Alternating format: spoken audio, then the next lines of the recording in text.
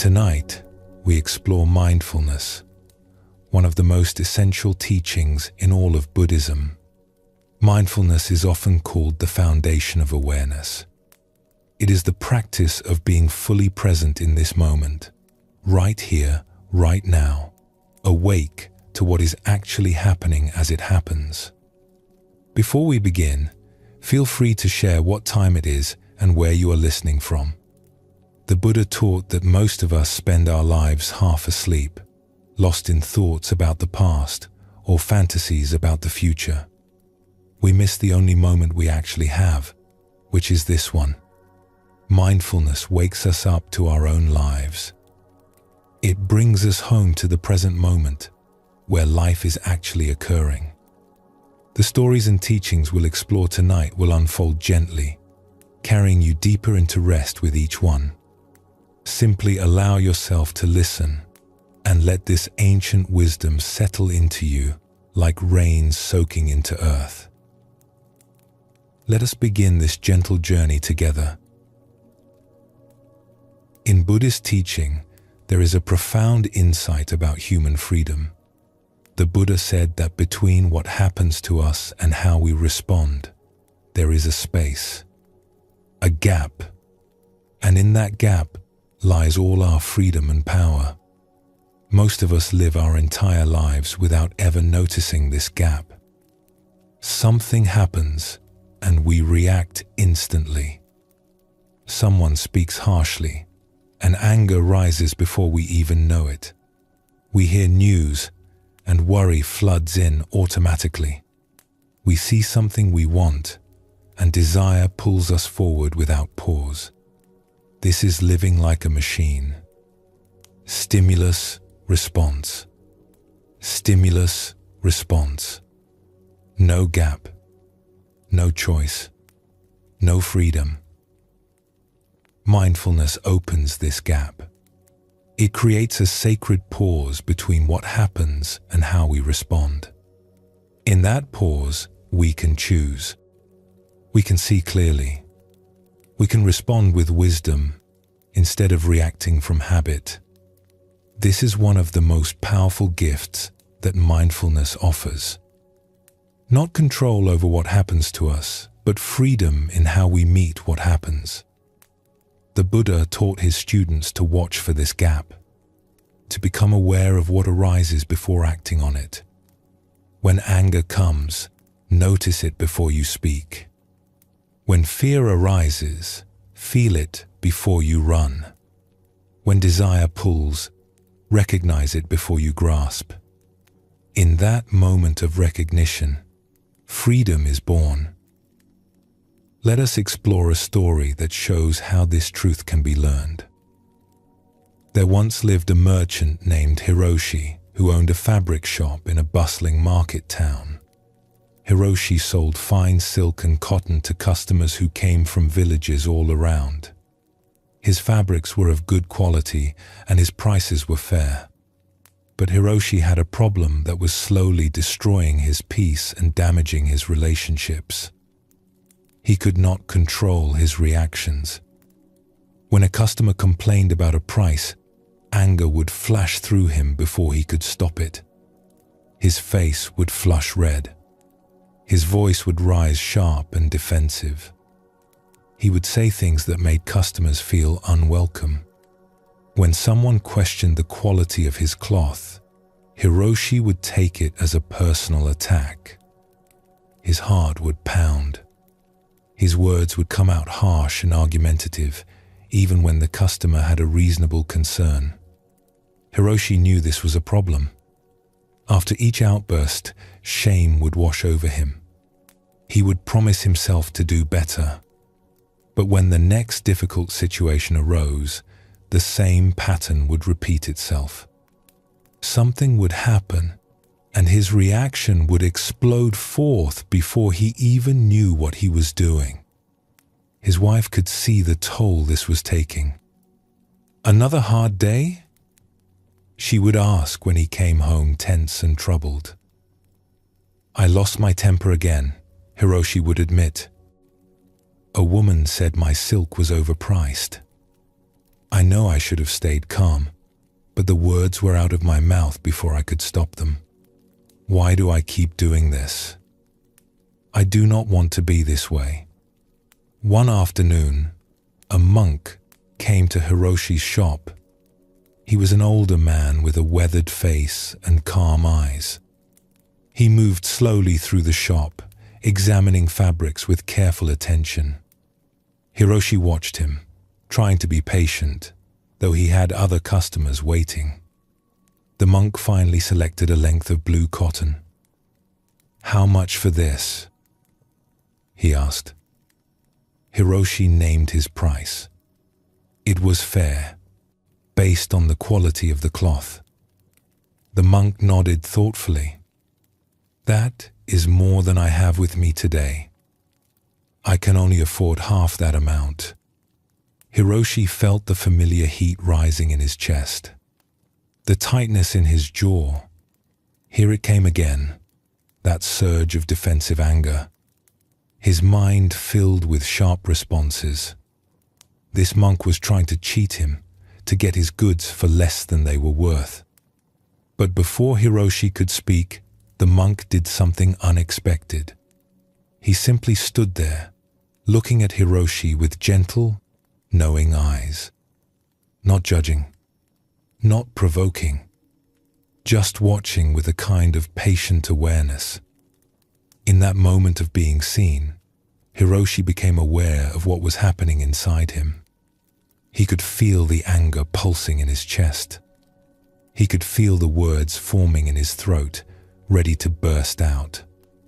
But something about the monk's calm presence created a small space, just a breath's worth of space. And in that space, Hiroshi did not react. "I see," Hiroshi said finally, surprised by his own measured tone. "Perhaps I could offer you a smaller piece for the amount you have." The monk smiled. "That would be kind. Thank you." After the transaction was complete, the monk did not leave immediately. He looked at Hiroshi and said, "May I tell you something I observed?" Hiroshi nodded, curious. "When I said I could not pay your full price, anger arose in you.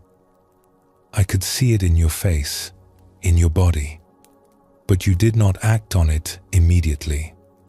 There was a pause. In that pause, something shifted. Do you know what that was? Hiroshi thought about this. "I am not sure. I felt the anger, but somehow I did not speak from it." "That pause," the monk said gently, "is the most important discovery you can make. That small space between what happens and how you respond. In that space lies all your freedom." He set down the fabric he had purchased. "You have been suffering because you react instantly to everything.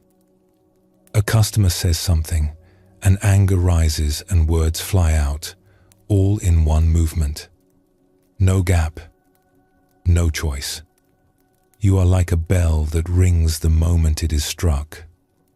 Hiroshi felt something shift in his understanding. This was exactly what happened. He was like a bell. Strike him, and he rang. No choice in the matter. "But you are not a bell," the monk continued. "You are a human being with awareness. When anger arises, you can notice it before you act on it. That noticing creates a space, and in that space, you can choose how to respond." "But how?" Hiroshi asked. "The reaction happens so fast. By the time I notice my anger, I have already spoken." The monk smiled. "This is why we practice mindfulness. We learn to pay attention to what arises inside us, not to stop the anger from arising, but to see it when it does arise, before we act on it." He pointed to Hiroshi's chest. "Right now, as we talk, you can feel your breathing. You can feel your heart beating. You can notice sensations in your body. This is awareness. You already have this capacity. The practice is to bring that same awareness to your inner experiences. When anger comes, feel it in your body before it takes over your mouth. Hiroshi listened carefully. "Will you teach me how to do this?" "I will show you a simple practice," the monk said. "When a customer says something that would normally trigger your anger, try this. Before you respond, take one conscious breath. Just one. Feel the breath entering your body. Feel it leaving. This takes only a few seconds. But in those seconds, awareness arises. You notice what you are feeling, and in that noticing, you create the gap. That is all?" Hiroshi asked. It seemed too simple. "That is all," the monk replied. "But simple does not mean easy. Your habit of instant reaction is very strong. You will forget many times. The customer will say something, and you will react before you remember to breathe. This is natural. Do not be discouraged. Each time you remember, even if it is after you have already reacted, is progress. Gradually, you will remember earlier and earlier, until one day, you will notice the anger as it arises before it controls your words." The monk prepared to leave. "I will return in a month. Practice this one thing. One conscious breath before you respond to difficulty. That is all." After the monk left, Hiroshi stood in his shop, thinking about what he had learned. One breath. It seemed like such a small thing, but he decided to try. The very next day, a customer returned fabric, claiming it had a flaw. Hiroshi felt anger surge up. The words formed in his mouth, but he remembered the monk's teaching. One breath. He inhaled slowly, feeling the air fill his lungs. He exhaled, feeling his body soften slightly. In that one breath, something remarkable happened. The anger was still there, but Hiroshi was aware of it. He could feel it as a sensation in his body, rather than being completely swept away by it. And in that awareness, he could see the situation more clearly. The customer was not attacking him. She was simply showing him a genuine flaw in the weaving. "Let me look at that," Hiroshi said calmly. He examined the cloth and saw that she was right. There was a defect he had missed. "I apologize. This should not have been sold. Let me replace it with a better piece." The customer looked surprised by his response. "Thank you," she said, her own defensiveness dissolving. "I appreciate your honesty." After she left, Hiroshi felt amazed. One breath had created a space where he could see clearly instead of reacting blindly. The monk was right. In that gap, he had freedom. But the pattern was not broken so easily. The next difficult customer came, and Hiroshi forgot everything. The man complained about prices, and Hiroshi snapped back before he even remembered to breathe. The old reaction was so fast, so automatic. Afterward, Hiroshi felt discouraged. He had failed. He had reacted just as he always did. But then he remembered the monk's words. "Do not be discouraged. Each time you remember, even after you have reacted, is progress." So Hiroshi kept practicing. Sometimes he remembered to take a breath before responding. Sometimes he forgot until after the words were already out. But slowly, gradually, he began to notice the anger earlier. He began to feel it rising in his chest before it reached his mouth. Hiroshi was making progress, but it was slow and inconsistent. Then the monk returned to his shop. "How has your practice been?" Hiroshi told him honestly, about the times he succeeded and the many times he failed, about his frustration with how difficult it was to remember such a simple thing. The monk listened with patience. "You are doing well," he said. "Better than you realize. Each time you notice your anger, even if you notice it after you have already reacted, you are strengthening your awareness. This is like building a muscle. At first it is weak, but with practice it grows stronger." He looked at Hiroshi kindly. "Let me teach you something more. When you take that conscious breath, pay attention to where you feel the anger in your body. Not the thoughts about why you are angry, not the story about what the other person did wrong, just the physical sensation. Where do you feel it?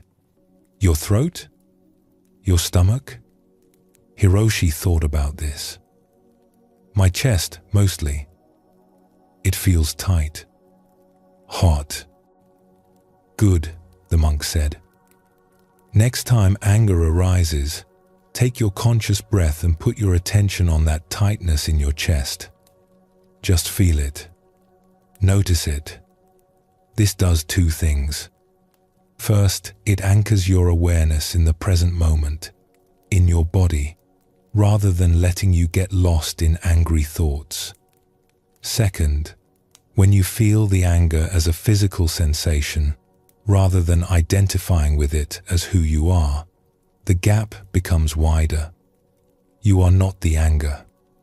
You are the awareness that notices the anger." This teaching struck Hiroshi deeply. He was not the anger. He was the awareness that could notice the anger. This changed everything. "Practice this," the monk said. "When anger comes, breathe and feel where it lives in your body. Just observe it like you would observe a cloud passing in the sky. You do not grab the cloud. You do not push it away. You simply notice it." Over the following weeks, Hiroshi practiced this new instruction. When a customer triggered his anger, he would take a breath and put his attention on the tightness in his chest. Sometimes the anger would dissolve in the light of that awareness. Sometimes it would remain, but he could feel it without acting from it. He could acknowledge to himself, "There is anger here," without letting it control his words or actions. One day, a particularly difficult customer came in. He was rude and demanding. He questioned everything Hiroshi said. He accused Hiroshi of trying to cheat him. In the past, this would have led to a terrible argument. Hiroshi felt strong anger rise. His chest tightened. Heat rushed through him. But he took a breath. He put his attention on the sensations in his chest. He felt the tightness, the heat, the pressure. He simply observed these sensations without acting on them. In that space of awareness, Hiroshi could see the situation clearly. This man was not his enemy. This man was suffering. Something in his life had made him suspicious and harsh. Hiroshi did not need to match that harshness with his own. "I understand your concerns," Hiroshi said calmly. "Let me show you exactly how I price my fabrics so you can see that my rates are fair." The man seemed taken aback by Hiroshi's patient response. His own defensiveness began to soften. By the end of their interaction, the man had purchased fabric and even apologized for his earlier rudeness. After he left, Hiroshi stood in his shop, feeling something he had not felt in years. Peace. Real peace. Not because nothing difficult had happened, but because he had met difficulty with awareness instead of automatic reaction. The gap had given him freedom. In that gap, he had chosen kindness over anger, and that choice had transformed the entire encounter. When the monk came again a month later, Hiroshi thanked him deeply. "You have given me a great gift. I am not free of anger. It still arises, but now there is space around it.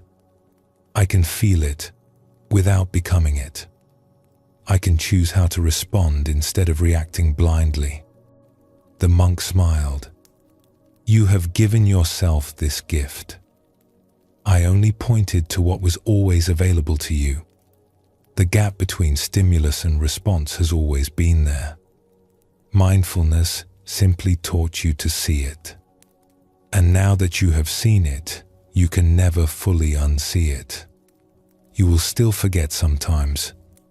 The old habits are strong, but you have tasted freedom, and that taste will call you back to awareness again and again."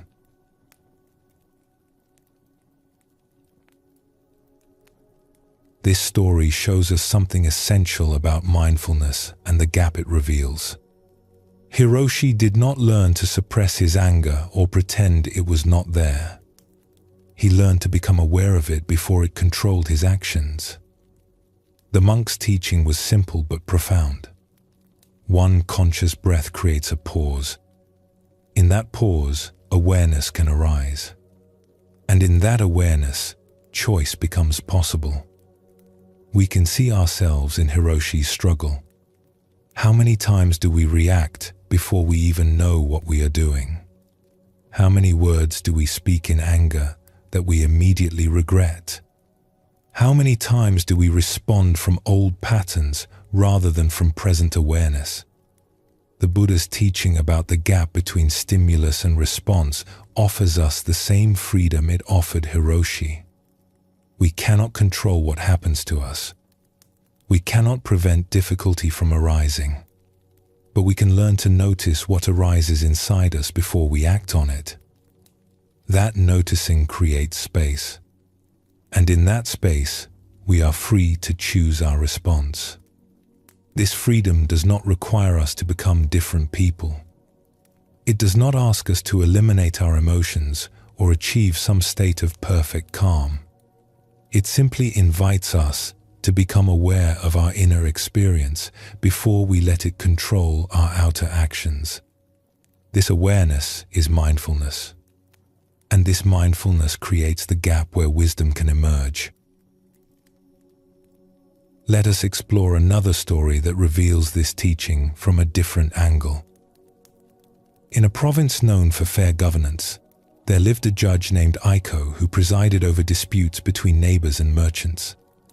Aiko had been appointed to this position because of her sharp intelligence and her knowledge of the law. She could analyze situations quickly and apply legal principles with precision. But Aiko had begun to notice something troubling about how her mind worked. When people came before her to present their cases, her mind would form conclusions almost instantly.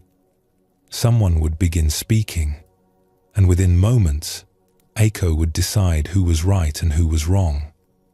Her quick mind would sort everything into neat categories before she had heard the full story. She prided herself on this efficiency. Cases that might take other judges days to resolve, Aiko could decide in hours. The province benefited from her swift judgment, or so she thought. But occasionally, something would happen that troubled her deeply. Evidence would emerge late in a case that contradicted her initial conclusion, or someone would explain a detail that completely changed the meaning of everything she had heard before. In these moments, Aiko would realize that her quick judgment had been wrong. She had leaped to conclusions too fast without truly listening. Even more troubling, she noticed her mind resisting new information once it had formed its initial opinion. Even when evidence appeared that contradicted her view, Part of her wanted to dismiss it, to find a way to maintain her original conclusion rather than revise her understanding. One day, a visiting judge came to observe Aiko's court. His name was Takeshi, an elderly man known throughout the province for his wisdom. He sat quietly in the corner of the courtroom, watching as Aiko heard cases.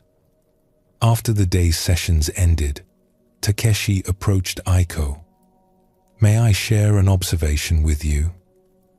he asked gently. "Of course," Aiko said, feeling slightly nervous. What had this wise judge seen? "You have a very sharp mind," Takeshi said. "You understand the law well. You can analyze situations quickly. These are valuable qualities. But I noticed something that may be limiting your wisdom." Aiko listened carefully. "When people speak, your mind forms judgments very quickly. I could see it in your face. Before the first person had finished explaining their case, you had already decided. This means you are not truly listening to what they say. You are listening to confirm or deny what you have already concluded." Aiko felt defensive at first, but she recognized the truth in his words. "I thought my quick discernment was an asset. Are you saying it is a problem?" "Not the discernment itself," Takeshi replied, "but the speed with which you lock into certainty. When the mind judges too quickly, it closes itself to fuller understanding. You miss nuances. You overlook details. You hear what you expect to hear rather than what is actually being said." He looked at her kindly. "Would you like to learn a different way?" "Yes," Aiko said. "Please teach me." Takeshi settled into a chair. "Tomorrow, when people come before you, try this. When someone begins speaking, instead of letting your mind rush to judgment, simply listen. Bring your full attention to their words. Not to evaluate them or judge them, but simply to receive them." "But I need to form judgments," Aiko said. "That is my role." "Yes," Takeshi agreed. "But notice the gap between hearing and judging. Right now, these two things happen almost simultaneously in your mind. You hear something, and instantly you judge it. There is no space between them. The practice is to create that space." He demonstrated by holding his hands apart. "Here is hearing. Here is judging. Most people collapse these together. But if you can keep them slightly separate, if you can listen fully before you judge, your wisdom will grow." "How do I do that?" Aiko asked. "Mindfulness," Takeshi said simply. "Bring your full awareness to the act of listening. Notice when your mind wants to leap to conclusions. When you catch it doing this, gently bring your attention back to simply receiving the person's words. Do not stop your analytical mind entirely, but do not let it run ahead and judge before the full story has been told." The next day, Aiko tried to practice what Takeshi had taught. A farmer and his neighbor came before her, disputing the boundary between their fields. As the farmer began to speak, Aiko felt her mind immediately forming opinions. She caught herself. She took a breath and brought her attention back to simply listening to his words. But it was hard. Her mind wanted to analyze, to sort, to judge. Within moments, she would find herself lost in her own thoughts about the case, rather than present to what was being said. Takeshi, still observing, noticed her struggle. During a break, he spoke with her again. "You are trying very hard," he said. "But mindfulness is not about effort. It is about awareness. You do not need to force yourself to listen. You simply need to notice when you have stopped listening, when your mind has gone into judgment mode. That noticing itself brings you back. It happens so fast, Aiko said. By the time I notice, I have already formed my opinion. Takeshi nodded. This is natural. The habit is very strong. But each time you notice, even if it is after the fact, you are strengthening your awareness. Gradually, you will notice earlier and earlier, until one day, you will catch your mind at the very moment it wants to leap to judgment, and you will be able to pause before it does. Over the following weeks, Aiko practiced this teaching. Sometimes, she would remember to stay present while people spoke. She would listen to their full testimony before letting her analytical mind engage. In those cases, she noticed details she would have missed before. She heard nuances in people's voices that revealed truths beyond their words. But other times, she would forget completely. Her mind would race ahead, forming conclusions before the person had barely begun speaking. She would realize this only after the fact. Takeshi encouraged her to be patient with herself. You are not trying to become a different person. You are learning to use your mind in a new way. The quick, analytical mind is not bad. It is a tool. But right now, it is using you rather than you using it. Mindfulness puts you back in control. One day, a particularly complex case came before Aiko. A merchant claimed that another merchant had broken a contract. The accused merchant insisted that the contract terms had been different than claimed. Both had witnesses supporting their version of events. As the first merchant spoke, Aiko felt her mind forming its judgment. He seemed credible. His case seemed strong. She was ready to rule in his favor. But she remembered Takeshi's teaching. She took a breath. She brought her awareness to the simple act of listening. As she listened with full presence, something shifted. She began to notice small inconsistencies in the merchant's story, details that did not quite fit together. If she had locked into her initial judgment, she would have dismissed these as unimportant. But because she remained open, she could see them clearly. When the second merchant spoke, Aiko listened with the same quality of presence. His story also had inconsistencies, but it also had details that matched information she could verify. In the end, Aiko realized that both merchants were partly right and partly wrong. The contract terms had been ambiguous. Both had understood them differently, and both had acted in what they believed was good faith. Her quick judgment would have declared one right and one wrong. But her mindful listening revealed a more complex truth that allowed her to craft a fair resolution for both parties. After the case, Takeshi spoke with her. "What did you notice today?" "The gap," Aiko said, "between hearing and judging. When I listened fully before forming my conclusion, I saw things I would have missed. The judgment I eventually made was wiser because it arose from fuller awareness, not from instant reaction." Takeshi smiled. "You understand. The gap between stimulus and response is not just about emotions like anger. It is about every mental reaction.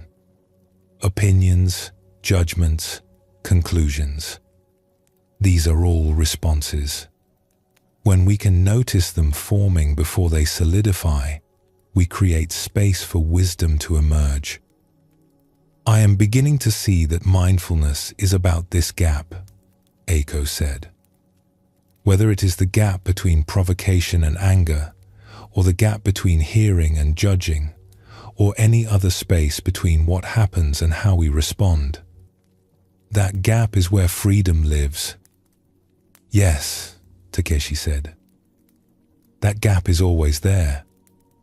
Mindfulness teaches us to see it and to use it. In that gap, we are not machines reacting automatically.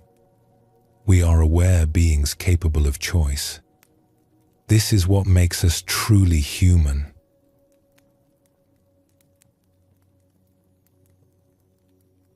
Let yourself rest in this moment. There is nothing you need to accomplish. Nowhere you need to go. Simply be present with what is here now. Breathe naturally. Rest fully. Allow this moment to be exactly as it is.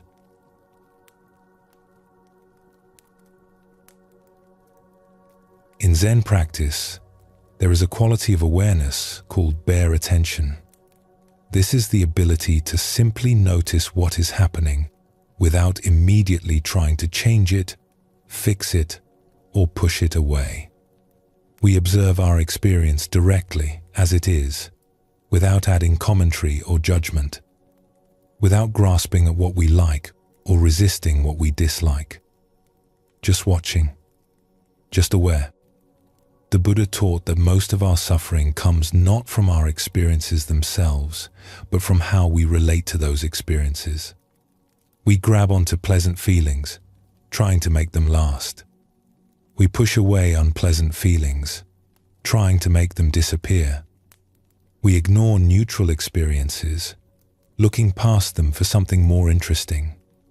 This constant grasping and pushing creates tension and struggle. Mindfulness offers a different way. We can be aware of our experience without interfering with it. We can notice anger without becoming angry. We can feel sadness without drowning in sadness. We can observe our thoughts without being controlled by them. This bare attention, this simple noticing, creates space around our experience. And in that space, we find a kind of freedom. When we watch a river, we do not try to stop the water from flowing. We do not grab at the water to make it stay. We simply watch it flow past. Mindfulness teaches us to relate to our inner experience the same way. Thoughts flow through like water. Feelings rise and fall like waves. We can watch them move through us without clinging or resisting. This is bare attention. This is the witness who observes without interfering. Let us explore a story that illuminates this teaching. There once lived a night watchman named Kenta who worked in a large merchant compound. His job was to walk the grounds through the night, checking that all was secure. He would walk the same paths, check the same gates, observe the same buildings, hour after hour, night after night. Kenta took his work seriously. He believed that being a good watchman meant being constantly alert for problems. His mind was always searching, always analyzing, always ready to spot trouble. When he heard a sound, he would tense up, trying to determine if it was a threat. When he saw shadows moving, he would rush over to investigate. When he noticed something out of place, he would immediately try to fix it. This constant vigilance left Kenta exhausted. He would finish his night shift feeling drained, his mind buzzing with tension. He could not relax even when he went home. His body stayed tight. His thoughts kept racing, always on guard, always looking for the next problem to solve. One night, a new watchman joined the compound. His name was Kiro, an older man who had worked as a watchman for many years. Kenta was assigned to train him, to show him the routes and routines. As they walked together through the compound, Kenta demonstrated his approach. "You must stay alert," he told Kiro. "Listen for any unusual sounds. Watch for any movement. Be ready to respond immediately if something is wrong. Kiro nodded and walked quietly beside him. But Kenta noticed something strange. Kiro seemed relaxed. He walked with an easy gait. His breathing was calm. He observed everything around him, but without the tense vigilance that Kenta carried. "Are you paying attention?" Kenta asked, feeling concerned. "You seem too relaxed. A watchman must be ready." Kiro smiled gently. "I am paying attention. But I have learned that there is a difference between being aware and being tense. Between noticing and controlling." Kenta did not understand. "What do you mean?" "May I show you something?" Kiro asked. They had reached a quiet courtyard. Kiro sat down on a stone bench and gestured for Kenta to join him. "Listen to the sounds around us," Kiro said. "Just listen. Do not try to identify them or judge them. Just hear them." Kenta sat and listened. He heard the wind in the trees, the distant bark of a dog, the creak of wood as buildings settled. His mind immediately began categorizing each sound, analyzing whether it was normal or suspicious. "What do you notice?" Kiro asked after a few moments. "I hear various sounds," Kenta said. "I am checking each one to make sure nothing is wrong." "Yes," Kiro said. "You are not just hearing. You are judging, analyzing, trying to control. Watch what happens in your body when you do this." Kenta paid attention to himself. He noticed his shoulders were tight. His jaw was clenched. His breathing was shallow. Even sitting still, his body was tense with effort. "Now try something different," Kiro said. "Listen to the sounds, but do not try to do anything about them. Do not judge them as good or bad, normal or suspicious. Just let them be sounds. Just notice them without interfering." Kenta tried this. At first, it felt wrong, irresponsible. His job was to evaluate everything, to be ready to respond. But he followed Kiro's instruction. He let the sounds simply be sounds. He noticed them without trying to control them. Something unexpected happened. The sounds were still there, but they no longer created tension in his body.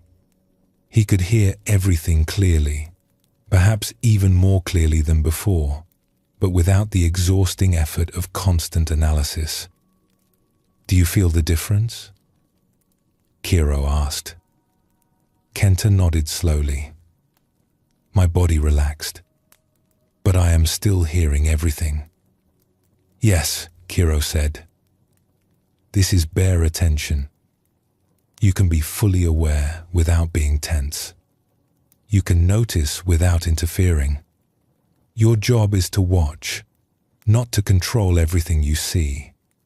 When you simply observe without all that extra effort, you actually perceive more clearly, because your mind is not clouded by tension and judgment." Over the following nights, Kenta tried to practice what Kiro had shown him. As they walked together, Kiro would gently remind him, "Just notice. Do not grab onto sounds or push them away. Let them come and go. You are the watcher, not the controller." But Kenta found it difficult. His old habit was so strong. When he heard a sound, his mind would immediately jump into analysis mode. Is that normal?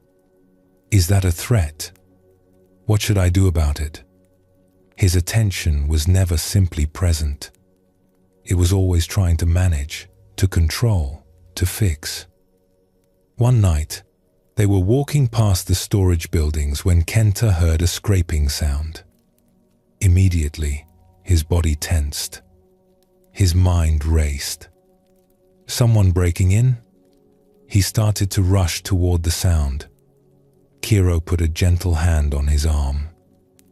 "Pause," he said quietly. "Before you rush, just notice what is happening inside you." Kenta stopped. He paid attention to himself. His heart was pounding. His breath was quick and shallow. His whole body was tight with alarm. All of this from a single sound. "Now," Kiro said, "listen to the sound again. Just the sound itself. Not your thoughts, about the sound. What do you actually hear?" Kenta listened more carefully. The scraping sound. It was rhythmic, regular. He recognized it now. It was a shutter, loose on its hinge, moving in the wind. "You created a story about danger before you even knew what the sound was," Kiro observed. "Your mind jumped immediately to the worst possibility. This is not bad. It comes from caring about your work, but it creates unnecessary suffering. If you can first simply notice the sound, observe it clearly without the story, then you can respond more wisely." This struck Kenta deeply. He had been adding layers of story and emotion onto everything he perceived. A sound was never just a sound. It was immediately a potential threat, a problem to solve, something to worry about. No wonder he was exhausted. "How do I stop doing this?" Kenta asked. "You do not stop it by force," Kiro said. "You simply notice when it happens.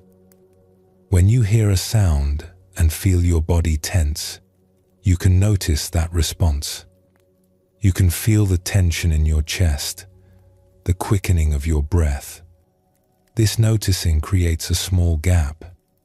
In that gap, you can choose whether to let your mind spin its stories or whether to simply observe the sound as it is." He looked at Kenta with kind eyes. "The practice is not to never have reactions. The practice is to be aware of your reactions without being controlled by them. You notice the tension without fighting it. You notice the worry without believing every worried thought. You are the awareness that watches all of this, not the person caught in it." Kenta thought about this teaching as they continued their rounds.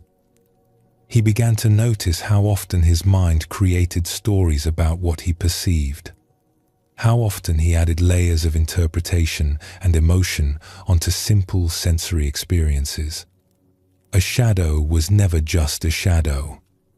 His mind immediately made it into a potential intruder. A sound was never just a sound. It became a crisis to manage. But when he could catch himself doing this, when he could notice the bare facts before his mind embellished them with stories, everything became simpler. A sound was just a sound until he investigated and determined otherwise. A shadow was just a shadow unless it proved to be something more. This bare attention, this simple noticing without interpretation, allowed him to be alert without being anxious. One night, several weeks into practicing with Kiro, Kenta was walking alone. He heard footsteps behind him in a dark corridor. His old pattern wanted to activate. Tension began to rise. His mind began to create stories about who might be following him and what danger might be present. But this time, Kenta caught himself. He noticed the tension rising. He noticed his breath quickening. He noticed his mind spinning its worried stories. And in that noticing, there was a gap. A space between the sound of footsteps and his reaction to the sound.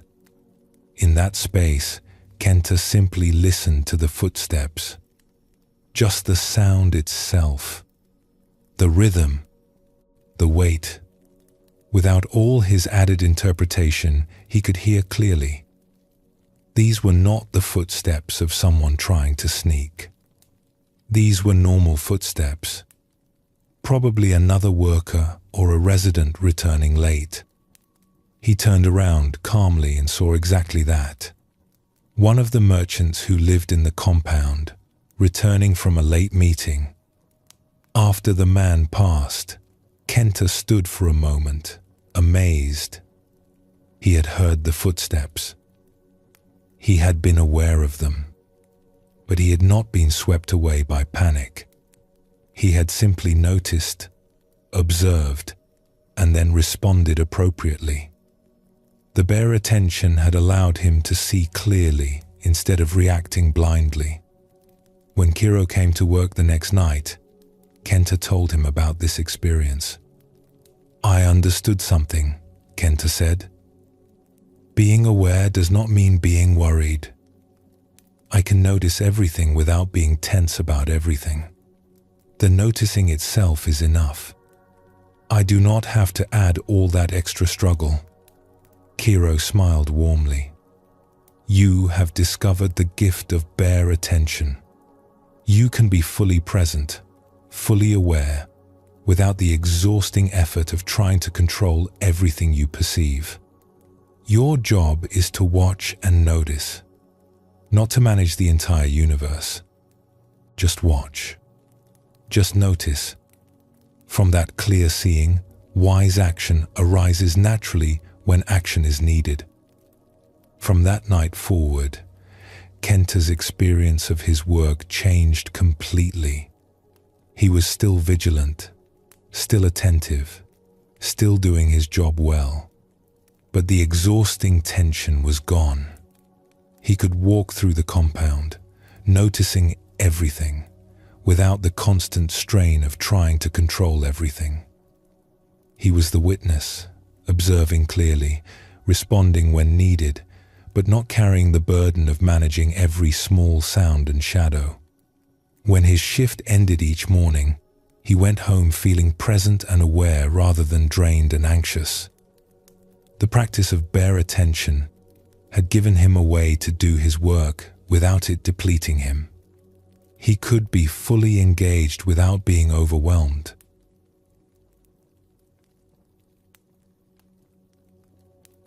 This story reveals something important about mindfulness.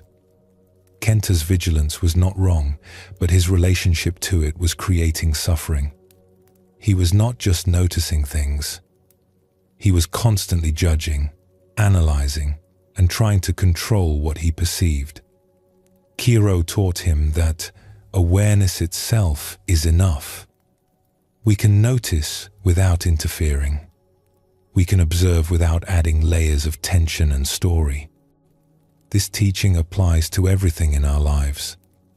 How often do we simply notice a thought, and how often do we grab onto it and let it pull us into worry or fantasy? How often do we feel an emotion and just feel it, and how often do we resist it or try to make it go away? How often do we experience a moment as it is, and how often do we immediately judge it as good or bad, pleasant or unpleasant? Bare attention teaches us that we can be aware of our experience without all that extra struggle. We can notice our thoughts without believing every thought. We can feel our emotions without being controlled by every emotion. We can observe our reactions without acting on every reaction. This simple noticing, this bare attention, creates space around our experience, and in that space, we find peace. Let us explore this teaching through another story. In a village known for its pottery, there lived a young woman named Mina who was learning the art of the potter's wheel. She had studied with her teacher for 3 years and had developed good technical skill. Her hands knew how to shape clay. She understood how to control the wheel's speed. She could create vessels that were well-formed and useful. But something troubled Mina. When she sat at the wheel to create, her mind was never quiet. She would begin to shape a bowl, and immediately her thoughts would start. Is this the right shape? Should the walls be thinner? What if I ruin it? Her attention was never fully on the clay.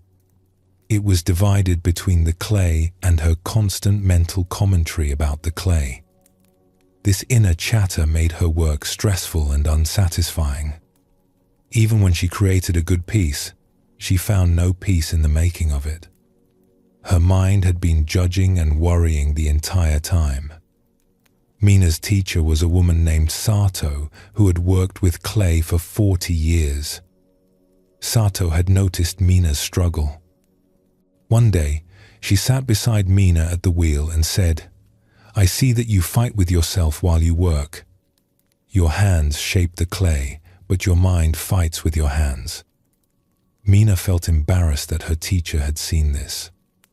"I want to make good pottery," she said, "but my thoughts keep interfering. I cannot stop them." Sato nodded with understanding. The trying to stop them is part of the problem. "Come, let me show you something."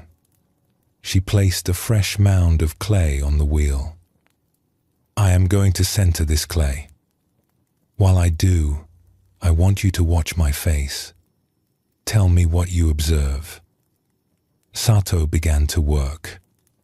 Her hands moved with practiced skill, but what struck Mina was the expression on her teacher's face. It was calm, present. There was no tension, no struggle visible in her features. She looked like someone completely absorbed in what she was doing, without any extra effort. After the clay was centered, Sato stopped and looked at Mina. "What did you see?" "You looked peaceful," Mina said. "Like you were not struggling at all." "Now you try," Sato said. "But do not try to look peaceful. That would just be another form of struggle. Instead, as you work, notice what your mind is doing. Do not try to stop your thoughts. Simply watch them. Be aware of them like you would watch clouds passing in the sky." Mina placed clay on her wheel and began to center it. Almost immediately, her thoughts started. "This clay is too wet. I am not doing this right. Why is it so hard for me?" But she remembered Sato's instruction. Instead of trying to stop these thoughts or believing them, she simply noticed them. There is a thought about the clay being too wet. There is a thought about doing it wrong. There is a thought asking why it is hard. Something unexpected happened. When she observed her thoughts this way, they lost some of their power. They were still there, but they became less solid, less real. They were just thoughts, passing through like clouds, rather than absolute truths she had to believe and react to. Her hands continued shaping the clay while her awareness watched the thoughts come and go. The clay centered more easily than usual. "What did you notice?" Sato asked when Mina finished. "The thoughts were still there," Mina said. "But when I watched them instead of believing them, they did not interfere as much. I could work while they passed through." "Yes," Sato said. "This is an important discovery. You cannot stop your thoughts by force. The mind produces thoughts the way the eyes produce sight. It is what minds do. But you do not have to be controlled by every thought.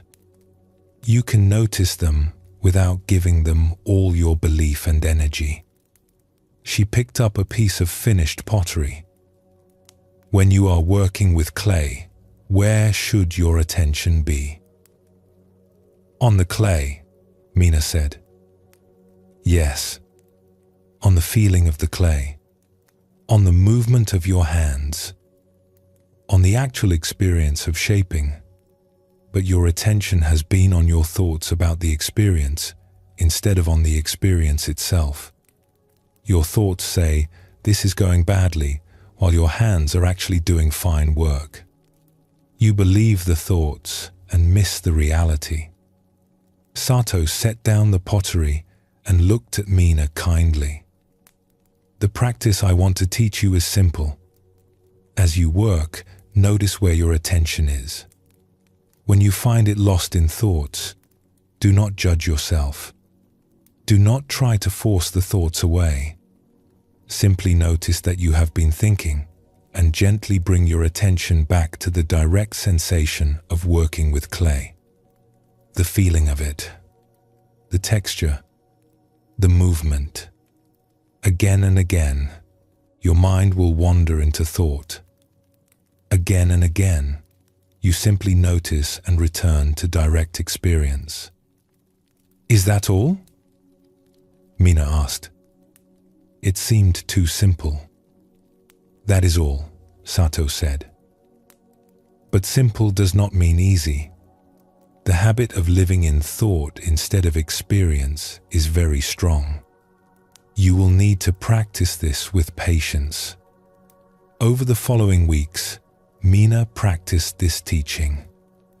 She would sit at the wheel and work with clay, and she would notice when her attention drifted into thoughts. Sometimes she would be lost in thought for several minutes before she realized it. But each time she noticed, she would gently return her attention to the direct sensation of the work. Gradually, something shifted. The thoughts did not go away, but they began to happen in the background rather than taking over her entire awareness. She could hear her mind saying, "This will not work," while her hands continued working skillfully. The thought was there, but it was not in charge. Her awareness was watching both the work and the thoughts about the work, without being controlled by either. One day, Mina sat down to create a large bowl. As she began shaping it, a familiar worried thought arose. "This is too difficult. You will ruin it." In the past, this thought would have made her tense, would have interfered with her work. But this time, Mina simply noticed it. There is a worried thought. She felt the worry in her chest, a tightness, a flutter of anxiety. There is the feeling of worry. She observed these experiences without fighting them or believing them. They were just experiences passing through, like weather passing through the sky. Her hands continued shaping the bowl. The clay rose smoothly under her touch. The form emerged naturally, without the interference of her worried thoughts.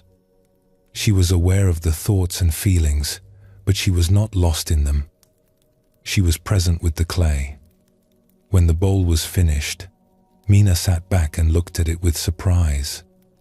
It was the best work she had done, and more importantly, she had enjoyed making it.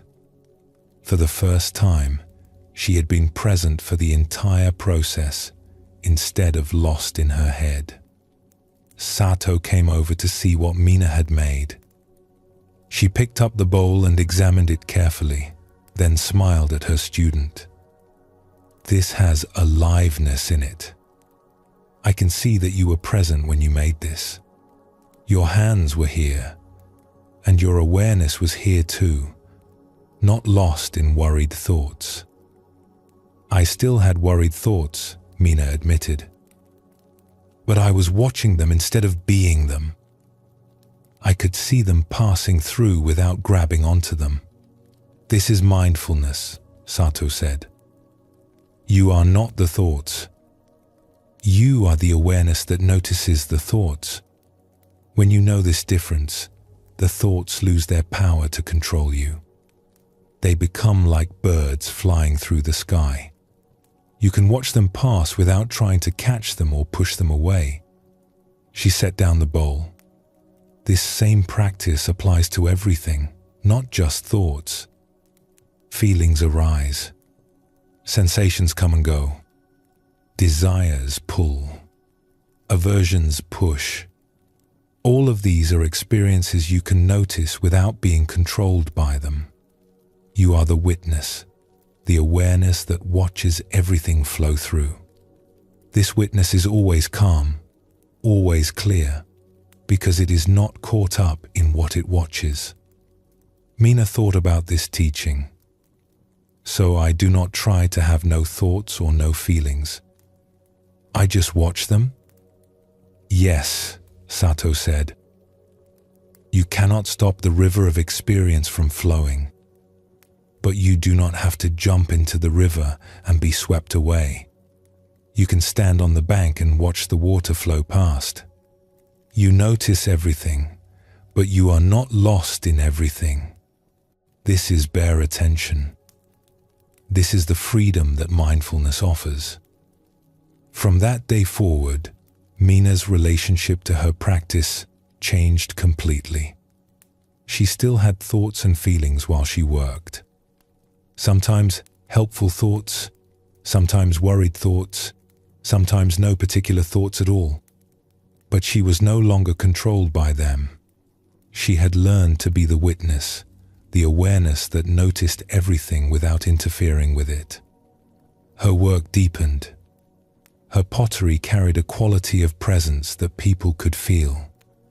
When others asked her how she had improved so much, she would say, I learned to watch my mind without being lost in my mind. I learned to be present with the clay instead of present with my thoughts about the clay. This changes everything.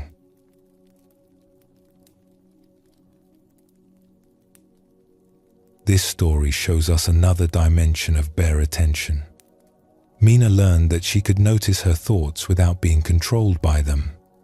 She could watch her worries and judgments pass through without believing every one or fighting with them. This created space for her to be present with her actual experience instead of lost in her mental commentary about her experience. Mindfulness teaches us that we can notice this happening. We can become aware that we are thinking without being completely identified with every thought. We can watch our mental activity the way we watch weather. Thoughts come like clouds. Some are light and pleasant. Some are dark and heavy. But we are not the thoughts. We are the sky through which the thoughts pass. We are the awareness that notices them. The Buddha taught that we suffer not because we have difficult experiences, but because we resist our experiences or cling to them. Bare attention offers another way. We can let our experiences be as they are. We can notice them, feel them, see them clearly, without adding the extra layer of struggle that comes from trying to make them different than they are. This does not mean we become passive or stop taking action to improve our lives. It means we meet our present experience with awareness and acceptance before we act. From that clear seeing, wise action arises naturally. But we do not need to fight with reality as it is in this moment. We can notice it, acknowledge it, and respond to it from awareness rather than reacting to it from resistance. As you rest now with these teachings, you might notice your own thoughts arising. See if you can watch them without being completely swept away by them. Notice how thoughts come and go, appearing and disappearing like waves on water. You are not the thoughts. You are the awareness that notices them. This awareness is always here, always calm, always available, no matter what thoughts or feelings pass through it.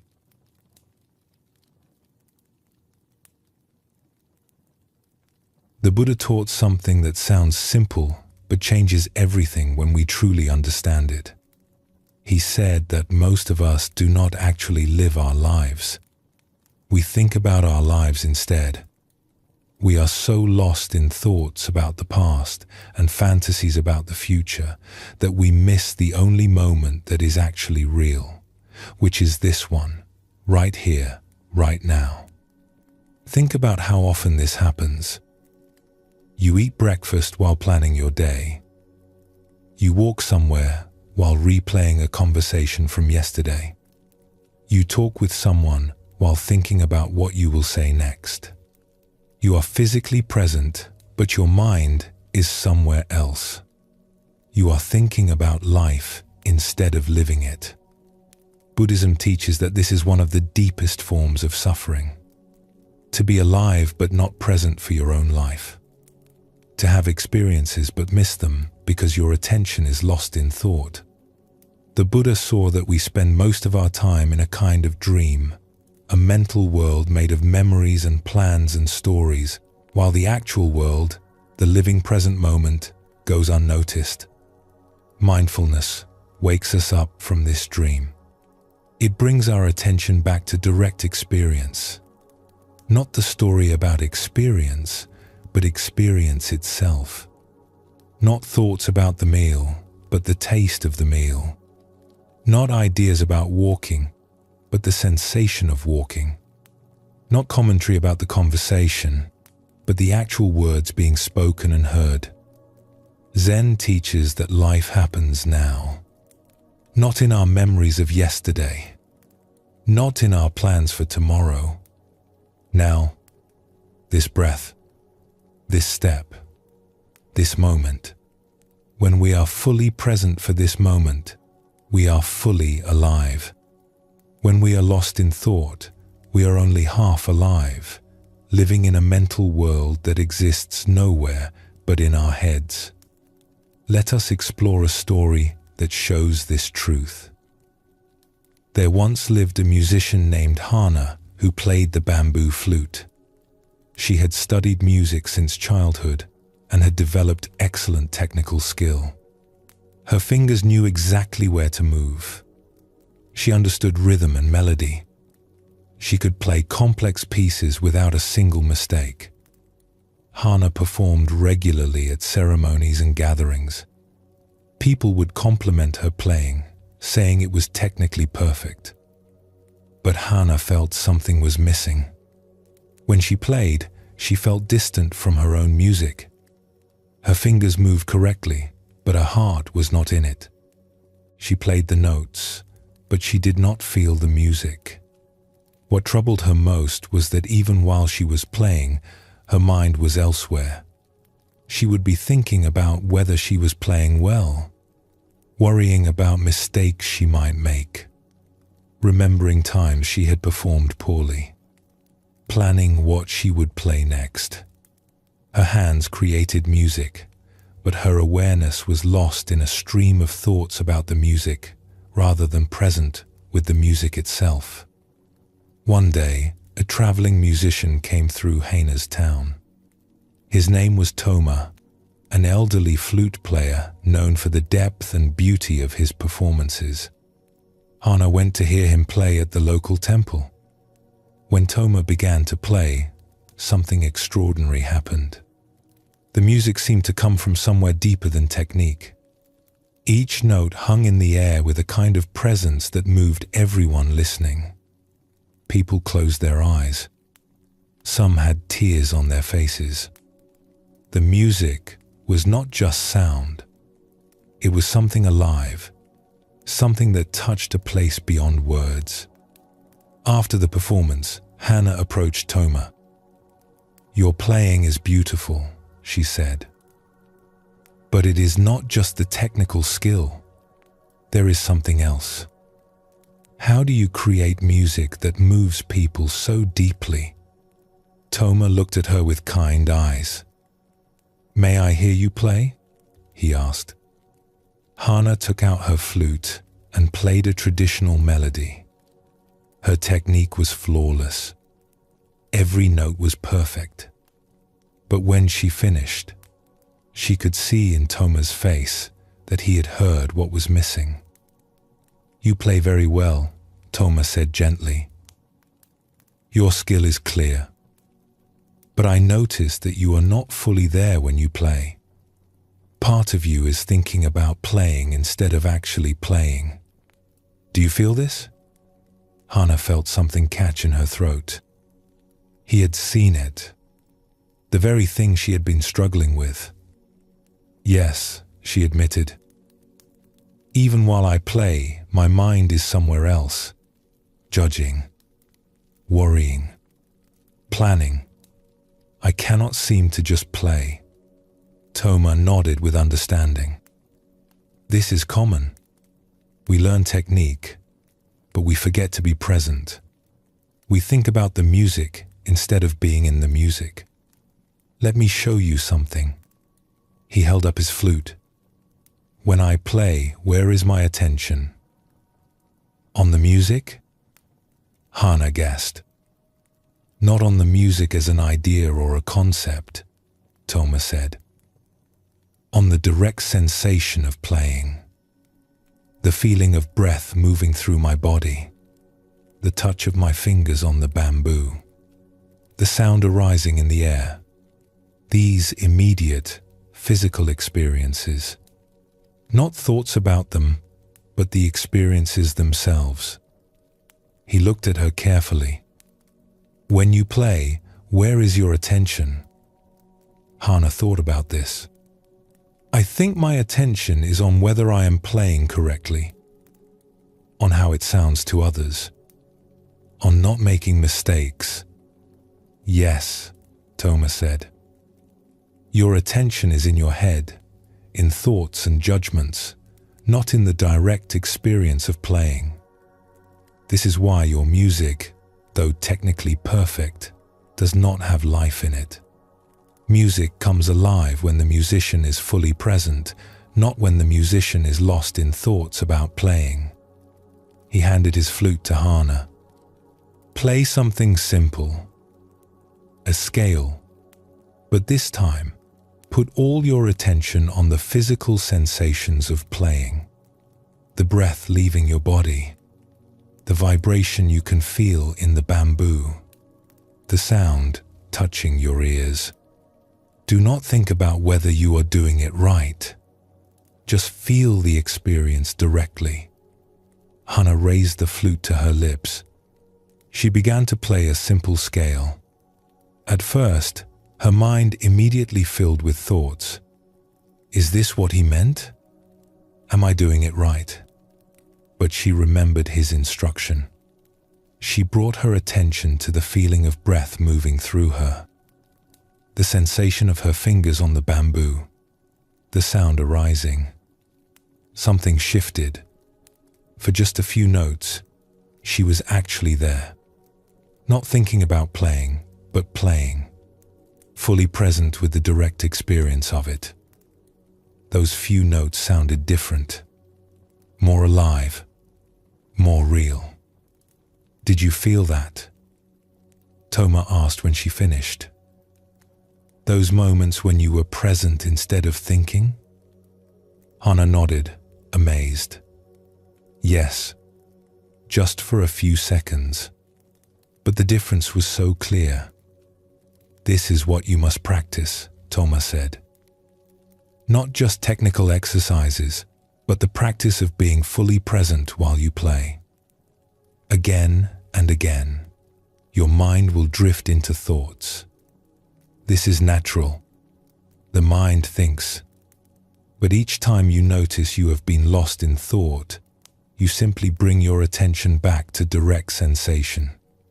The breath, the touch, the sound. Over and over, you practice returning to the actual experience of playing rather than living in your thoughts about playing. Over the following weeks, Hana practiced this teaching. She would sit and play simple melodies, paying attention to where her awareness was. Sometimes she would be fully present, feeling each breath, each note, each vibration. But more often, she would find herself lost in thought, judging her playing, worrying about technique, planning what to play next. Toma visited her regularly to guide her practice. One day, he found her frustrated. I keep trying to stay present, she told him, but my thoughts pull me away constantly. I cannot control my mind. You are not trying to control your mind, Toma said gently. You are trying to notice where it is. there is a difference. When you notice you have been thinking, you have not failed. That noticing is itself presence. That moment of awareness is the practice. He sat beside her. The Buddha taught that our minds naturally produce thoughts the way our eyes naturally see. You cannot stop this. But you can choose where to place your attention. When you notice you have been lost in thought, you are no longer lost. You are aware. From that awareness, you can choose to return your attention to the direct experience of playing. This helped Hana understand. She was not trying to have no thoughts. She was simply practicing noticing when she was lost in thought and returning to direct experience. Each time she noticed and returned, she was strengthening the practice of presence. Months passed. Gradually, Hana found she could play entire pieces while staying mostly present with the direct experience. Her mind would still wander sometimes. Thoughts would still arise, but she would notice more quickly and return to presence more easily. One evening, Hana was invited to play at a ceremony. As she prepared, she noticed the old familiar anxiety rising. Thoughts about playing well, about not making mistakes, about how people would judge her performance. But this time, she recognized what was happening. These were just thoughts. She did not have to be lost in them. When she began to play, she brought her attention fully to the experience. The feeling of breath, the touch of bamboo, the sound arising in the temple hall. When thoughts arose, she noticed them and returned to direct sensation.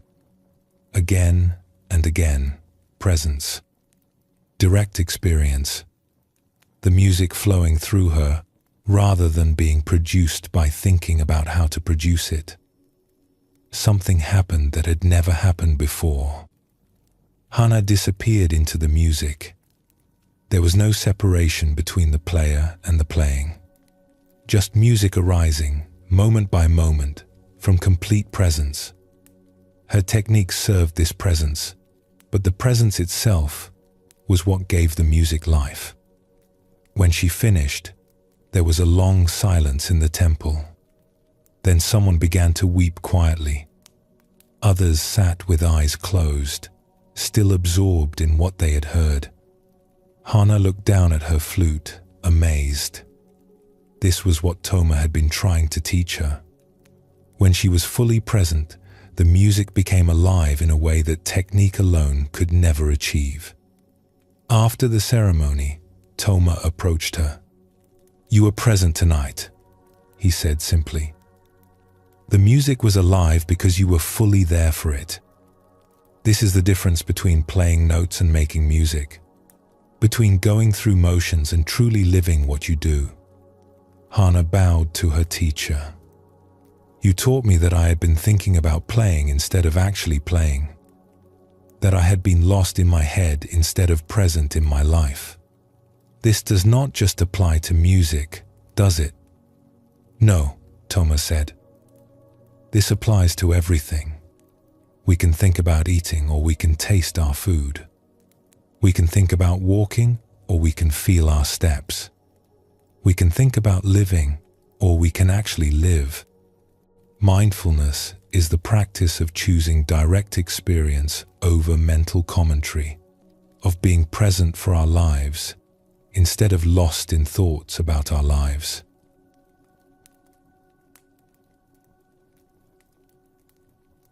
Buddhism shows us that Hana's struggle is universal. We all spend most of our time thinking about our experiences rather than having our experiences. The Buddha recognized this as one of the fundamental ways we create suffering for ourselves. We have this precious gift of being alive, of having sensory experiences, of being present in the world. But we are so lost in our mental worlds that we miss it. Zen teachings emphasize this point strongly. They say that when you eat, just eat. When you walk, just walk. Do not eat while thinking about something else. Do not walk while lost in mental chatter. Be fully present for whatever you are actually doing. This is how to truly live. The difference between thinking about life and living life is the difference between reading a menu and tasting food. The menu can describe the food in great detail. It can tell you about flavors and ingredients and preparation, but it cannot give you the taste. For that, you must actually eat. Our thoughts are like menus. They describe reality. They tell stories about it. But they are not reality itself.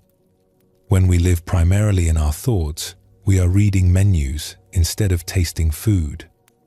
We are thinking about life instead of experiencing it directly. Let us explore this teaching through another story. In a small mountain village, there lived a woman named Emmy who had a young son. Emmy loved her son deeply and wanted to be a good mother. She tried to spend time with him each day, playing with him, teaching him, being present for his childhood. But Emmy had a problem she could not seem to solve. Even when she was with her son, her mind was somewhere else. While he played, she would be thinking about work she needed to do. While he talked to her, she would be planning the next meal or worrying about household tasks. While they walked together, she would be lost in thoughts about the past or concerns about the future. Her body was with her son, but her awareness was elsewhere. She was thinking about being with him instead of actually being with him. And she could feel that this was robbing them both of something precious. Time was passing. Her son was growing, and she was missing it, lost in her own head. One day, an old woman named Sora came to live in the village. She was a grandmother who had raised many children and now lived simply, helping neighbors and tending her small garden. Emmy sometimes saw Sora sitting with children from the village, and she noticed something remarkable. When Sora was with a child, she was completely present. She would listen to their stories with full attention. She would play their games with genuine engagement. There was no sense that her mind was somewhere else. Emmy approached Sora one day and asked, "How do you stay so present with children? When I am with my son, my mind is always wandering to other things. I want to be there for him, but I cannot seem to stop my thoughts from pulling me away." Sora invited Emmy to sit with her. "This is a common struggle," she said kindly. "Our minds are very busy, always thinking about what needs to be done, what happened before, what might happen next. This is natural, but it means we miss what is actually happening right now."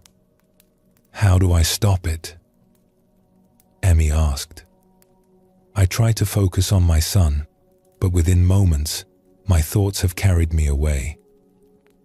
"You cannot stop the mind from thinking," Sora said. "But you can notice when you have been lost in thought and choose to return to the present moment. Let me show you something." She reached out and took Emmy's hand. "Right now, you can feel my hand holding yours. This is direct experience. You do not have to think about it. You simply feel it. This is being present." Emmy felt the warmth of Sora's hand, the gentle pressure of her fingers. It was simple, direct, real.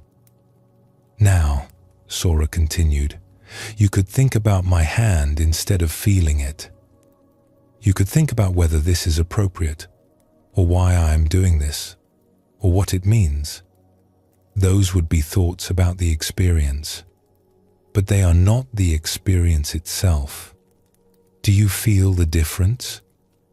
Emmy did feel it. The direct sensation of the hand was immediate and simple.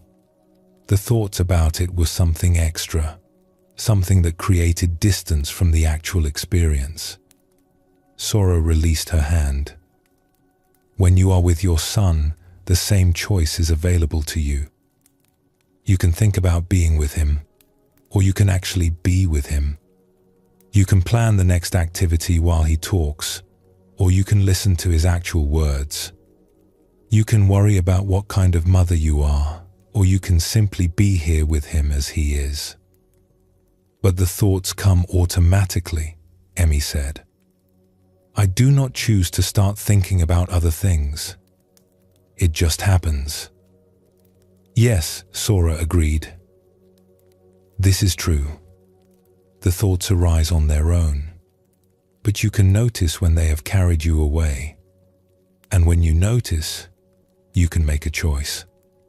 You can stay lost in thought, or you can return your attention to your son, to his face, his voice, the feeling of his small hand in yours, the direct experience of being together. She looked at Emmy with gentle eyes. The practice is simply this. When you are with your son, notice where your attention is. When you find it lost in thoughts about other things, do not judge yourself. Simply bring it back to him, to this moment, to what is actually happening.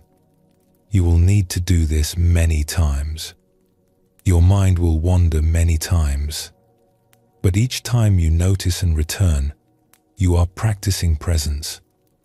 You are choosing to actually live your life instead of thinking about it. Emmy decided to practice this teaching. The next day, when her son came to her with a small flower he had found, Emmy noticed her mind immediately starting to think about tasks she needed to do. But she caught herself. She brought her attention fully to her son, to his excited face, to the small flower he held out, to his words describing where he found it. For just those few moments, she was completely there. Not thinking about being there, but actually present. And in that presence, she saw something she had been missing. The joy in her son's eyes. The wonder he felt at this simple flower. The gift he was offering her by sharing it. Something cracked open in Emmy's heart. This was what she had been missing, lost in her thoughts. These moments of genuine connection. These small, precious experiences that happened only once and then were gone forever. Over the following weeks, Emmy practiced bringing her attention back to the present moment when she was with her son. It was difficult. Her mind was so used to wandering. She would be playing with him and suddenly realize she had been thinking about something else entirely, not present at all for several minutes. But she kept practicing. Each time she noticed, she returned. Each time her thoughts carried her away, she came back. Sora would check on her progress. "How is your practice?" she asked one day. "I fail more than I succeed," Emmy admitted. "My mind still wanders constantly, but I am noticing it more quickly now. And when I do manage to be fully present, everything is different. I see my son more clearly. I hear what he actually says instead of what I assume he is saying. I feel the moments we share instead of missing them." "This is good progress," Sora said. The Buddha taught that our minds create two kinds of time. There is clock time, which is useful for planning and organizing our lives. But there is also psychological time, which is when we live in past and future in our minds. This psychological time is where we lose our lives. She continued, "When you are truly present with your son, there is no past and future. There is only now, only this moment. This is not clock time, which still exists and is useful. This is freedom from psychological time, from the mental habit of always being somewhere other than where you actually are. One afternoon, Emmy was walking with her son through the forest near their village. At first, her mind was busy with thoughts, things she needed to do, conversations she needed to have, worries about the future. Her son was talking to her, but she was only half listening, her attention divided between him and her thoughts. Then she noticed what was happening. She was walking through this beautiful forest with her son, and she was completely absent, lost in her head. She made a choice. She brought her full attention to this moment. She felt her feet on the ground. She felt her son's small hand in hers. She heard the birds in the trees. She saw the pattern of light filtering through leaves. She listened to her son's voice, actually listened, hearing not just the words but the excitement in his tone as he pointed out a beetle on a tree trunk. In that presence, time seemed to expand. The moment became full and rich. She was not thinking about this walk. She was actually walking. She was not thinking about her son. She was actually with her son. The difference was everything. When they returned home, Emmy felt something she had not felt in a long time. A sense of having truly lived the last hour, of having been present for it, of having tasted it instead of just thinking about it. She understood what Sora had been teaching her. Life happens in moments like this. In the direct experience of walking, listening, seeing, touching. Not in our thoughts about these things, but in the things themselves. When we live in our heads, we miss our lives. When we are present, we are truly alive. Years later, when her son was grown, Emmy would remember that walk in the forest. Not because anything remarkable had happened, but because she had been fully there for it. She had been present. And because of that presence, the memory was vivid and alive, unlike so many moments she had missed while lost in thought.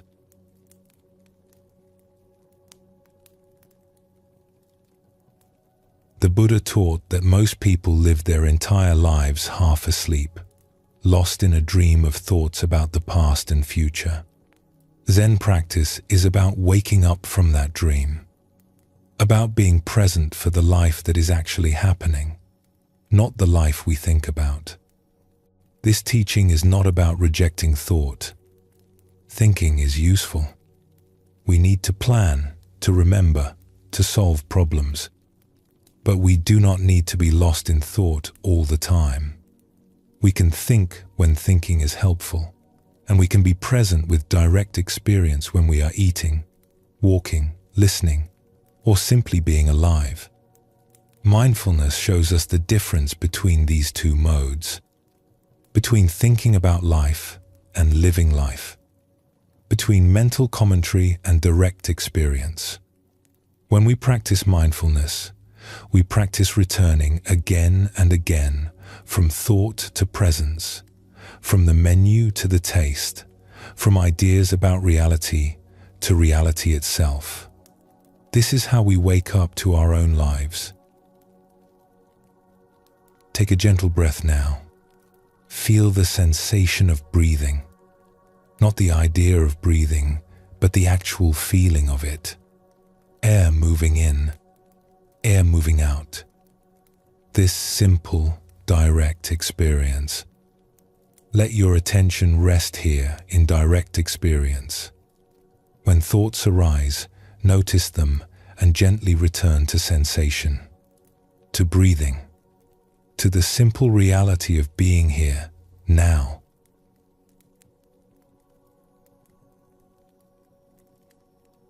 In Zen practice, there is a teaching that seems simple on the surface, but contains profound wisdom.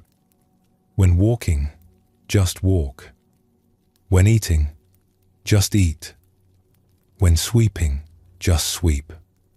This means bringing our full attention to whatever we are doing, no matter how ordinary or simple it may seem. Most of us believe that some activities are important and deserve our attention, while others are mundane and can be done on autopilot. We pay attention during significant moments, but zone out during routine tasks. We are present for special occasions, but absent during ordinary life. We wait for something meaningful to happen, while missing the meaning available in every simple moment. The Buddha taught that there are no unimportant moments. Every moment of life is an opportunity to be fully present, fully awake, fully alive. Washing dishes is just as worthy of our full attention as any ceremony or celebration. Walking to the well is just as precious as any pilgrimage. The ordinary moments of life, when met with full awareness, become sacred. This teaching challenges our usual way of thinking. We have been trained to divide life into important and unimportant, special and ordinary, worth attending to and not worth our attention. But Zen shows us that this division is false. Life does not happen only during the highlights. Life is happening all the time, in every simple action, in every ordinary moment. When we are present for these moments, we discover that nothing is actually ordinary. Mindfulness in daily activities transforms our relationship with life itself. We stop waiting for life to become interesting and discover that it already is. We stop rushing through routine tasks to get to something better and find richness in the tasks themselves. We stop living for the future and start living now, in whatever we are actually doing. Let us explore a story that shows this truth. There once lived a servant named Nori who worked in a large household. His duties were simple and repetitive. Each morning, he would sweep the floors and courtyards. He would carry water from the well. He would wash dishes and prepare vegetables for cooking. He would tend the small garden behind the house. Day after day, the same tasks. Nothing special. Nothing important. Nori did his work adequately, but his mind was never in it. While he swept, he would think about other things. While he carried water, he would daydream about a different life. While he washed dishes, he would wish he was doing something else. He saw his work as something to get through, a burden to endure until he could have time for himself. This made the days feel long and empty. Even though Nori was young and healthy, he felt tired all the time.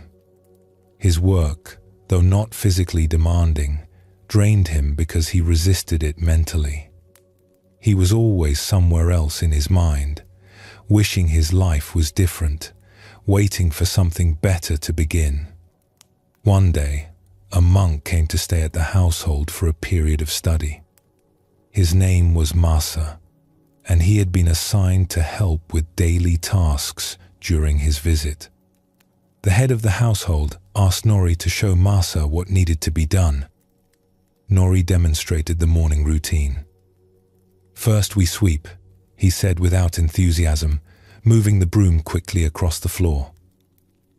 "Then we fetch water, then dishes. It is all very simple. Nothing difficult."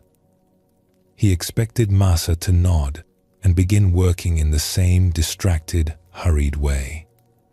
But instead, Masa picked up a broom and began to sweep with unusual care. He moved slowly, paying close attention to each stroke. He seemed completely absorbed in the simple act of sweeping, as if nothing else in the world mattered in that moment. Nori watched with confusion. "You do not need to be so careful," he said, It is just sweeping. We do this every day. It does not need to be perfect. Masa paused and looked at Nori with gentle eyes. Does something need to be special to deserve our full attention? He asked. Or can we give our attention freely to whatever we are doing? Nori did not know how to answer this. He had always assumed that simple tasks like sweeping were beneath his full attention, something to rush through so he could get to more important things. Masa continued sweeping. The Buddha taught that how we do anything is how we do everything. If we are distracted and resentful while sweeping, we are practicing distraction and resentment. If we are present and attentive while sweeping, we are practicing presence and attention. There are no unimportant moments. Every moment is an opportunity to practice being fully alive. Over the following days, Nori watched Masa work. Everything the monk did, he did with complete attention. When he carried water, he walked slowly, feeling each step, watching the water move in the buckets. When he washed dishes, he seemed to enjoy the sensation of warm water on his hands, the smooth surface of the bowls. When he prepared vegetables, he worked with care, as if each cut mattered. Most striking was that Masa seemed peaceful. He did not rush through tasks to get them done. He did not show any resentment or boredom. He appeared content to be exactly where he was, doing exactly what he was doing. One morning, Nori asked him, "How can you be content doing such simple work? Does it not bore you?" Masa smiled. Boredom comes from the mind, not from the task. When I am fully present with what I am doing, there is no boredom. There is just this activity happening now. Sweeping, washing, cutting vegetables. Each one is completely new in each moment. He set down the dish he was washing. "Let me teach you something. Come, help me carry water." They walked together to the well. Masa filled 2 buckets and handed one to Nori. "As we walk back," he said, "I want you to put all your attention on the experience of carrying this water. Feel the weight of the bucket. Feel your feet touching the ground. Notice your breathing as you walk. Do not think about anything else. Just be completely present with the simple act of carrying water." Nori felt skeptical, but he tried. At first, his mind immediately wandered to other thoughts. What he would do later, things he wished were different about his life. But each time he noticed his mind wandering, he would bring his attention back to the bucket, his feet, his breath. Something unexpected happened. The walk, which he had done hundreds of times without really experiencing it, became interesting.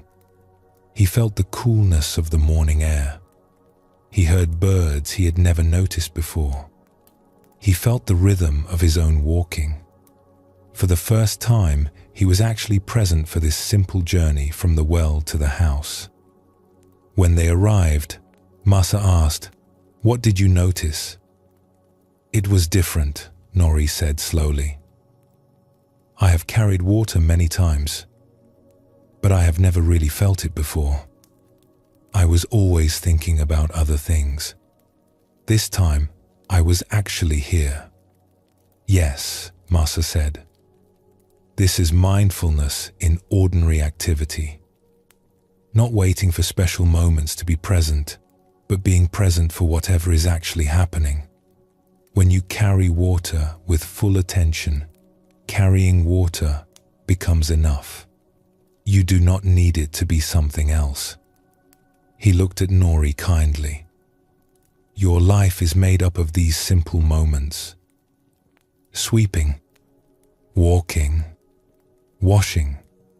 If you are absent for all of these, waiting for something more important, you miss your life. But if you can be present for them, you discover that every moment has value. Every simple act becomes meaningful when done with full awareness. Over the following weeks, Nori practiced what Masa had taught him. When he swept each morning, he would try to be fully present with the sweeping, feeling the broom in his hands, seeing the dust gather, sensing the rhythm of the movement. Sometimes he would forget and fall back into distracted, resentful sweeping. But sometimes he would remember, and in those moments everything shifted. One morning, Nori was sweeping the courtyard with full attention. He felt the early morning coolness on his skin. He heard the sound the broom made against stone, a soft, rhythmic whisper. He noticed the pattern of light and shadow as the sun rose higher, turning the grey courtyard golden. He was completely absorbed in this simple task, feeling the smooth wooden handle in his hands, watching the small clouds of dust rise and settle. As he swept near a corner, he saw a spider web stretched between two stones, covered in morning dew. He had swept this corner 1,000 times but had never noticed this web before. He paused to look at it. The tiny drops of water caught the light like jewels. The spider sat perfectly still in the center. It was beautiful in its simplicity. Nori realized this was what happened when he was actually present. He saw things he had never seen before, even in places he had been countless times. The world revealed itself when he was awake to it. When he finished sweeping, he felt something he had never felt after this task before. A sense of completion, of satisfaction. Not because the floor was clean, but because he had been fully present for the doing of it. He had not wasted those moments wishing he was somewhere else. He had actually lived them. Masa saw the change in Nori's face. "You understand now," he said. "Zen practice is not separate from ordinary life. It is ordinary life done with full attention. Every simple task becomes practice. Every moment becomes an opportunity to be awake." He paused and added, "The Buddha once said that a person who eats mindfully gains more nourishment than someone who eats while distracted, even if they eat the same food. The same is true for all activities. A person who sweeps mindfully receives something from the sweeping that a distracted person never receives. Not just a clean floor, but the experience itself, the aliveness of being fully present." The weeks passed. Masa's time at the household came to an end. Before he left, Nori thanked him. "You have changed how I see my work. I thought my life was boring and meaningless. But you showed me that I was the one making it boring by being absent for it. When I am actually present, even simple tasks have richness." Masa smiled warmly. "You have learned something valuable. The Buddha did not teach us to wait for special circumstances to practice mindfulness. He taught us to be mindful in all circumstances. When eating, just eat. When walking, just walk. When sweeping, just sweep. This is the practice. This is the path. Right here, in the ordinary moments of your daily life." After Masa left, Nori continued his practice. Some days, he remembered to be present with his tasks. Some days he forgot and fell back into old patterns of distraction and resentment. But gradually, being present became more natural to him. His work had not changed. He still swept floors and carried water and washed dishes. But his relationship to his work had transformed completely. He no longer saw these tasks as obstacles to real life. He saw them as life itself, as opportunities to practice presence, to be fully awake, to actually live the moments he was given. Years later, a young servant came to work at the household. The boy complained to Nori that the work was boring and beneath him. Nori smiled, remembering his own feelings at that age. "Let me teach you something," Nori said. "The work is not the problem. The problem is that you are not really doing it. You are somewhere else in your mind, wishing you were doing something else. Come, help me sweep. I will show you what I mean." And Nori taught the young servant what Masa had taught him, that there are no ordinary moments, that every simple task deserves our full attention, that life happens now, in whatever we are actually doing, not in some future moment when things will finally be different. This teaching passed from teacher to student, simple and profound, transforming ordinary work into spiritual practice.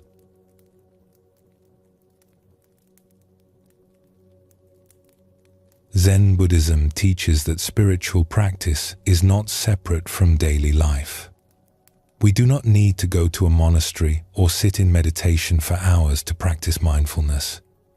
We can practice right here, right now, in whatever we are doing. The dishes we wash, the floors we sweep, the steps we take are all opportunities to be fully present.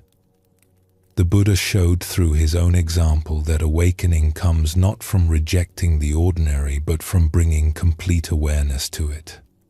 When we are fully present for simple tasks, they stop being burdens and become doorways to presence itself. This is why Zen masters say that chopping wood and carrying water are just as much spiritual practice as sitting meditation. In Zen monasteries, daily work is considered as important as meditation. Students do not just sit on cushions. They clean, they cook, they tend gardens. They bring the same quality of attention to sweeping a floor that they bring to sitting meditation.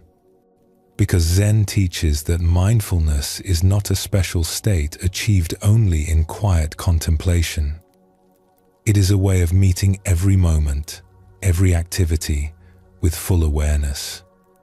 This teaching frees us from believing that spiritual practice requires special circumstances. We do not need to wait until we have time to sit in meditation.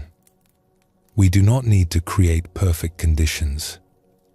We can practice with the life we already have, in the moments we are already living. Let us explore this teaching through another story. In a village known for its textiles, there lived a weaver named Yuki who created cloth for the community.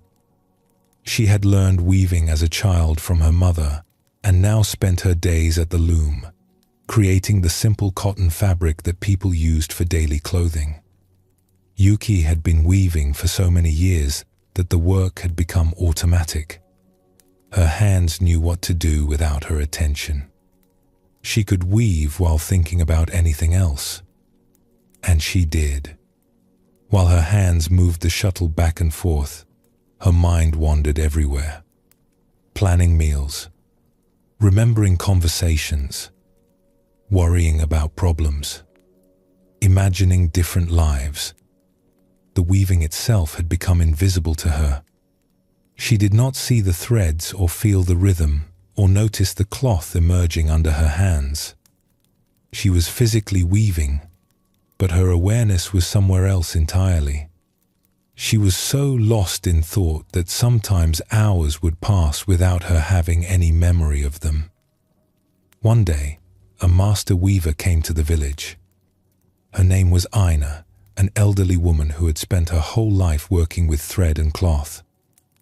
The village asked her to judge their annual weaving competition, and she agreed to spend several weeks examining the work of local weavers.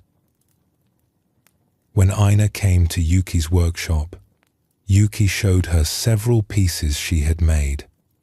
The cloth was adequate, well made and serviceable, but Aina saw something in it that troubled her. "May I watch you work?" Aina asked. Yuki agreed and sat at her loom. She began weaving in her usual way. Her hands moved efficiently, automatically. The shuttle passed back and forth. The cloth grew longer, but Yuki's mind was already elsewhere, thinking about what she would make for dinner. After several minutes, Aina spoke gently. "May I ask you something? Where is your attention while you weave?" Yuki looked up, surprised by the question. "I am not sure what you mean." "I am weaving." "Your hands are weaving," Aina said. "But where is your awareness? Where is your mind?" Yuki had to admit she did not know. "I suppose I am thinking about other things. The weaving is so automatic now. My hands know what to do."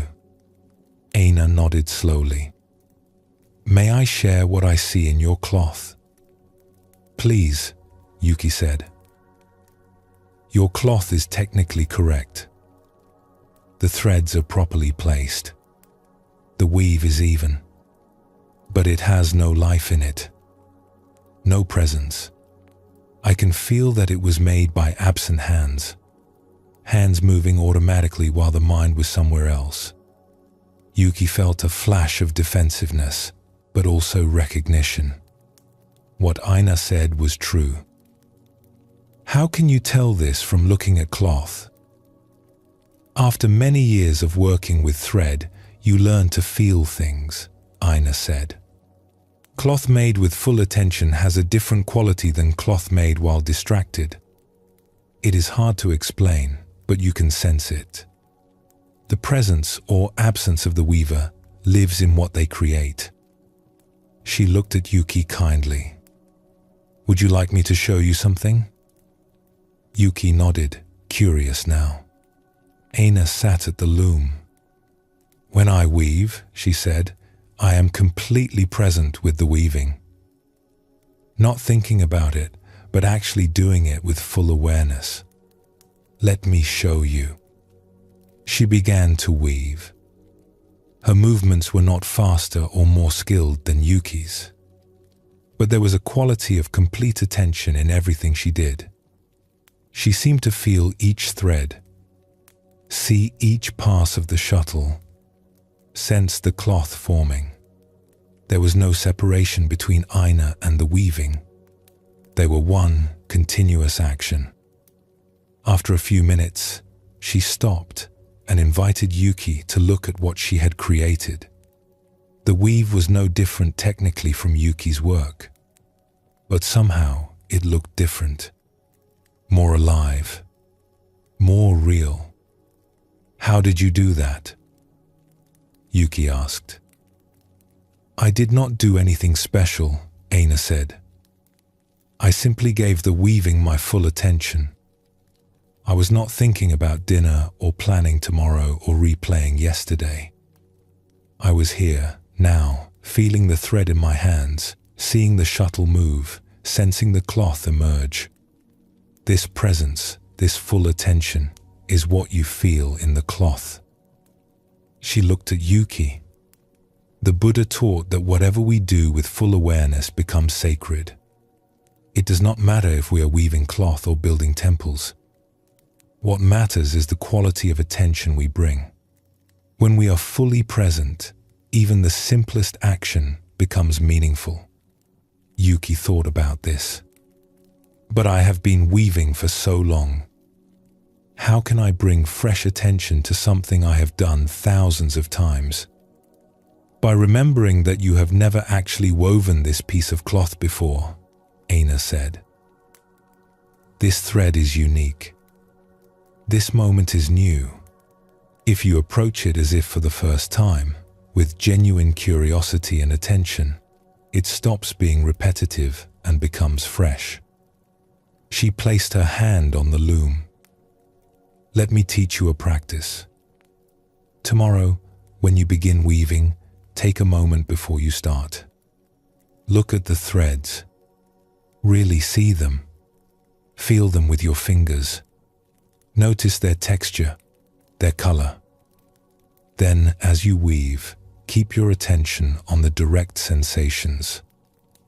The feeling of the shuttle in your hand, the sound it makes passing through the warp, the cloth forming under your work.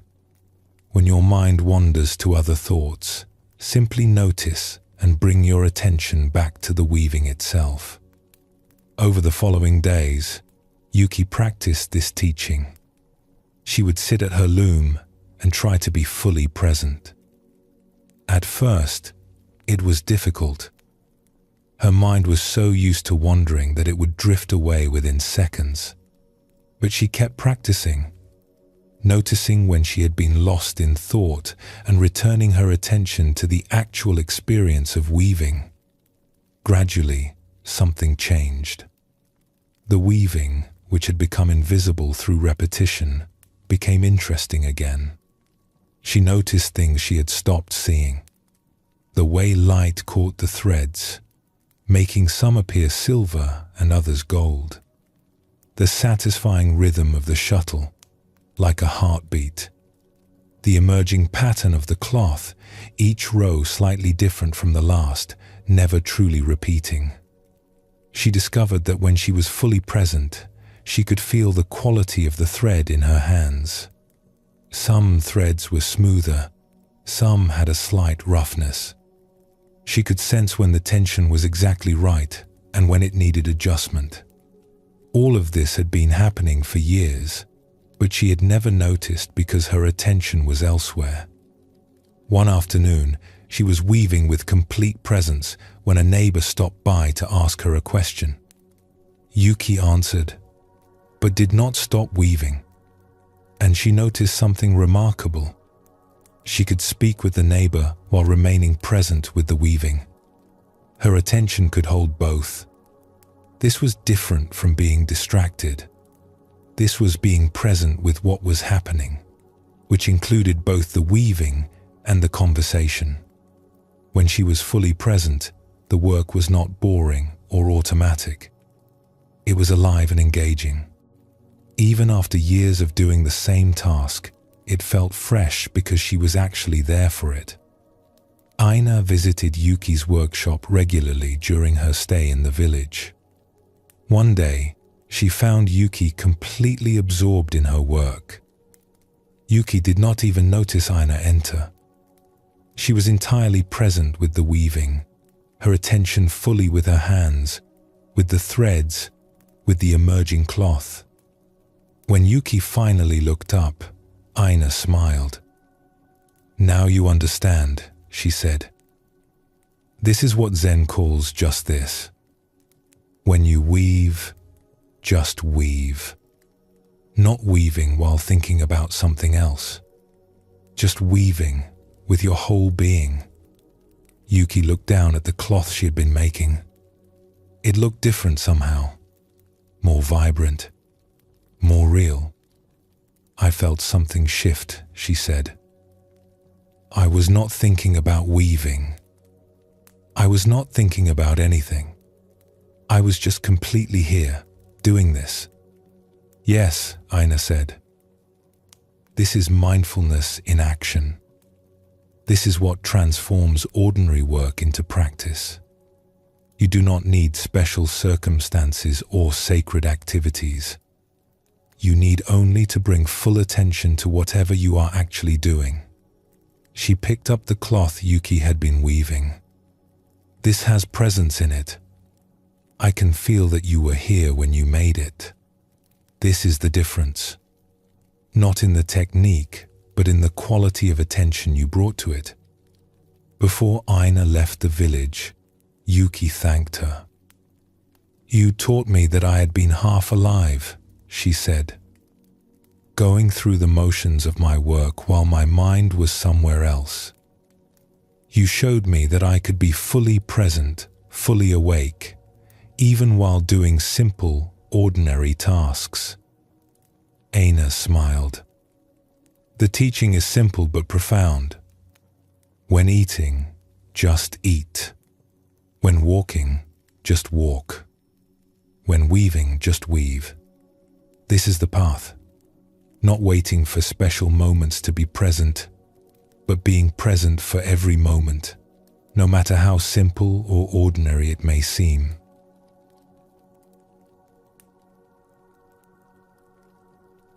Buddhism teaches that we do not need to change our circumstances to practice mindfulness. We do not need to wait for perfect conditions or special activities. We can practice right where we are, with whatever we are doing. The Buddha emphasized that mindfulness is available in every moment, in every action, no matter how ordinary. Take a gentle breath now. Feel the simple sensation of breathing. This ordinary activity, happening right now, is worthy of your full attention. Notice the feeling of your body resting. This simple experience of being supported is happening in this moment. Nothing special, nothing extraordinary, just this. Rest in simplicity. Rest in this ordinary moment. Let it be enough.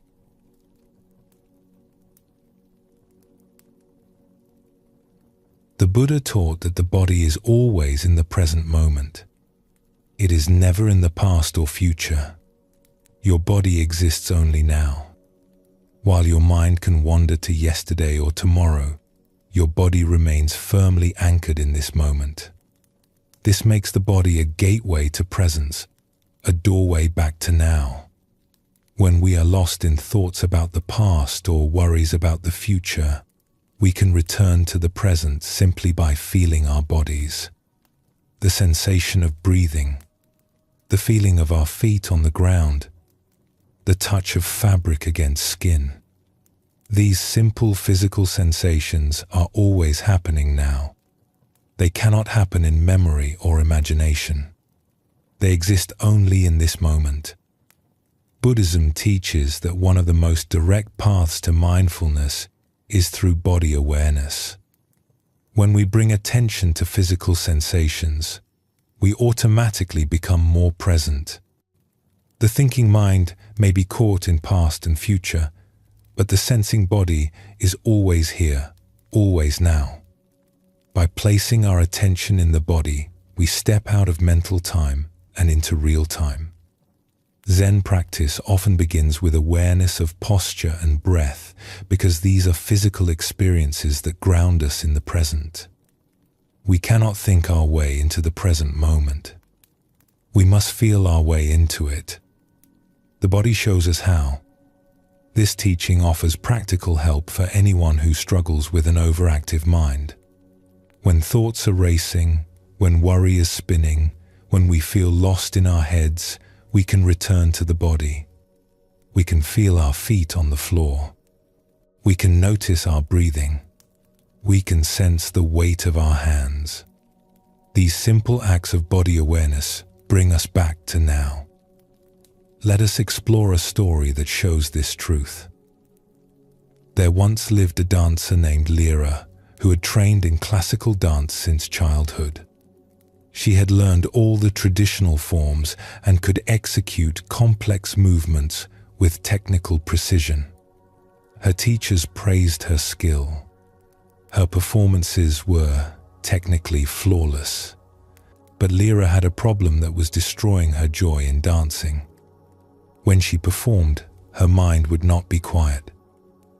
She would be thinking constantly, worrying about making mistakes, judging her own movements, comparing herself to other dancers, planning the next sequence while still in the middle of the current one. Her body danced, but her mind was elsewhere, caught in a storm of thought. This mental noise created tension in her body.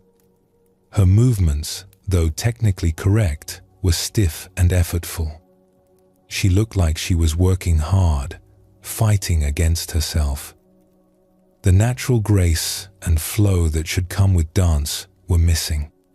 She was dancing from her head, not from her body. One day, a master dancer came to teach at Lyra's school.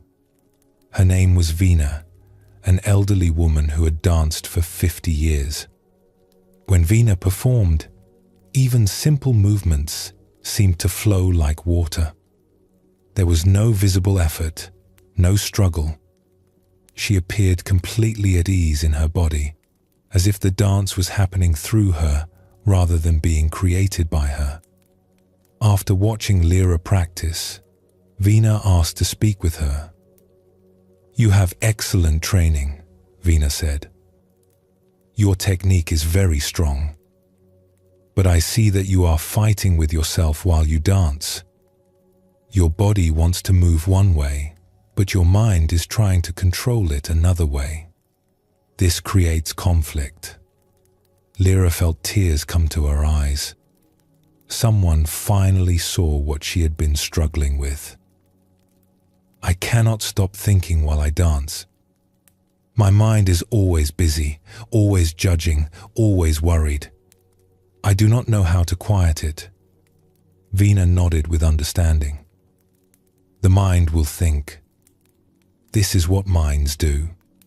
But you do not need to be lost in the thinking. You can place your attention in your body instead. Let me show you something." She asked Lyra to stand in a basic position. "Feel your feet on the floor," Veena said.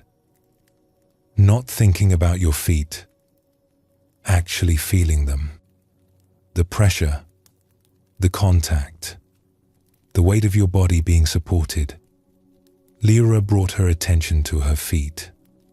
At first, she was thinking about feeling her feet, which was still being in her head. But Veena gently corrected her. "Not the idea of your feet. The sensation itself. The direct physical feeling." Lyra tried again. This time, she dropped her attention out of her thinking mind and into the actual sensation. She could feel the floor beneath her. The solid contact. The slight pressure on different parts of her feet. It was a simple, direct experience. No thoughts needed. "Good," Veena said. "Now, keeping that awareness in your feet, slowly shift your weight to one side." Lyra shifted her weight. With her attention in her feet, she could feel exactly how the pressure changed, how the weight transferred. She could sense the small adjustments her body made to maintain balance. All of this was happening in direct sensation, not in thought. "This is body awareness," Veena said. "When your attention is in your body, in direct sensation, you are present. You are here now. The thoughts may still be happening in the background, but you are not lost in them. You are anchored in physical experience." She looked at Lyra kindly. The Buddha taught that the body is the gateway to presence. When we are in our heads, we can be anywhere in time. But when we are in our bodies, feeling actual sensations, we are always now, always present. This is what you need to learn. Not to dance from your thinking mind, but to dance from your sensing body. Over the following weeks, Veena taught Lyra to practice this body awareness. Before dancing, Lyra would spend time simply feeling her body, the sensation of breathing in her belly, the feeling of her arms hanging by her sides, the contact of her feet with the ground. She would practice moving slowly with full awareness of sensation, raising an arm and feeling the movement from the inside, not watching it from outside with her mind's eye. She discovered that her body held information her mind did not have. When she paid attention to sensation, she could feel exactly when a movement was strained and when it flowed naturally. She could sense the subtle adjustments needed for balance before her thinking mind could calculate them. Her body knew things that thinking could not teach. Veena would guide her with simple reminders. Feel your spine lengthening. Not the idea of it, the actual sensation. Or notice how your weight shifts. Feel it happening. These instructions brought Lyra's attention out of her analyzing mind and into direct physical experience. At first, Lyra found this very difficult. Her habit of being in her head was so strong. She would start to feel her body, and within seconds her mind would pull her away into thoughts. Am I doing this right? What will the teacher think? I should be better at this by now. But Veena encouraged her to keep practicing. Each time you notice you have been lost in thought, you have a choice. You can stay lost, or you can return your attention to physical sensation. Just keep returning. This is the practice. Gradually, something began to shift. Lyra discovered that when her attention was fully in her body, the anxious thinking quieted on its own. She did not have to fight with her thoughts or try to make them stop. She simply placed her attention elsewhere, in direct physical sensation, and the thoughts lost their power. One day during practice, Lyra was dancing a sequence she knew well. She brought her attention fully into her body. She felt her feet pushing against the floor. She felt the stretch in her muscles. She felt the movement of her breath. She felt the air on her skin as she turned. For several moments, she was completely present in physical sensation. No thoughts about whether she was doing it correctly. No worries about mistakes. No planning of the next movement. Just the direct experience of the body moving through space. The dance flowing through her without interference from her thinking mind. When she finished, she stood breathless, amazed. The movements had felt completely different. Effortless. Natural. Alive. She had not been thinking about dancing. She had simply been dancing, fully present in her body. Veena had been watching. She smiled warmly. Now you have felt it. The difference between dancing from your head and dancing from your body. When you are fully present in physical sensation, the body knows what to do. You do not need to control every movement with your mind. The body has its own intelligence, its own wisdom. When you trust it and stay present with it, the dance becomes effortless. Lyra practiced this way of dancing for many months. Some days she could stay present in her body for entire sequences. Other days, her mind would pull her away constantly. But she kept practicing the simple act of returning her attention to physical sensation, to breathing, to the feeling of movement, to the solid contact of feet on floor. One evening, Lyra was chosen to perform at an important ceremony. As she prepared backstage, she felt the familiar anxiety rising. Her mind began its usual worried chatter. What if she made mistakes? What if she forgot the sequence? But then she remembered Veena's teaching. She did not try to stop these thoughts. Instead, she brought her attention to her body. She felt her feet on the floor. She felt her breathing moving in her belly. She felt the weight of her costume, the coolness of the air, the aliveness of her body standing there. As she brought her attention into physical sensation, something remarkable happened. The anxious thoughts were still present in the background, but they lost their grip on her. She was no longer caught in them. She was anchored in her body, in the present moment, in direct sensation. When she stepped onto the stage and began to dance, she stayed with that body awareness.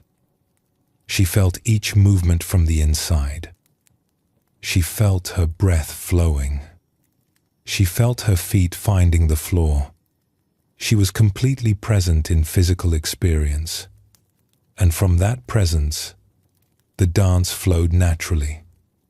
There was a moment midway through the performance when a particularly difficult sequence approached. Her old pattern would have been to tense up, to think ahead, to worry about executing it correctly. But instead, she stayed in her body. She felt the preparation in her muscles. She felt the gathering of energy. She felt the launch into the movement and the sensation of her body moving through space. No thought, just direct physical experience. The sequence flowed perfectly, not because she controlled it with her mind, but because she allowed her body to do what it knew how to do. When she finished, the audience was silent for a long moment. Then they began to applaud, not just with appreciation, but with genuine emotion.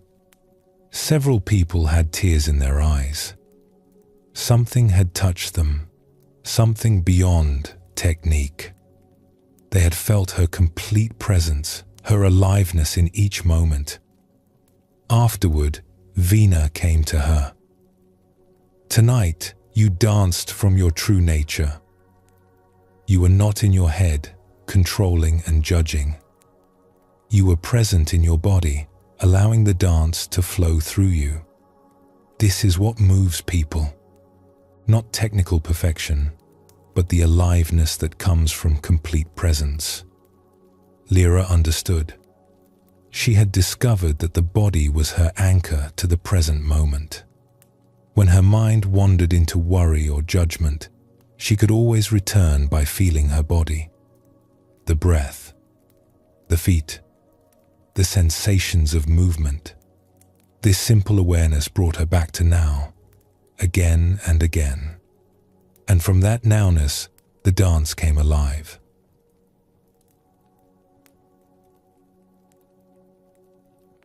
Buddhism teaches that the body is our most reliable guide to the present moment. The mind can travel anywhere in time, but the body exists only now. This makes body awareness one of the most direct practices of mindfulness. When we feel our breathing, when we sense our posture, when we notice physical sensations, we are automatically present. The Buddha emphasized this teaching so strongly that he gave detailed instructions on body awareness. He taught his students to observe their breathing, to notice their posture, to be aware of their movements, not to analyze these things, but to simply feel them. This direct sensory awareness is a doorway out of mental time and into real time. Let us explore this teaching through another story.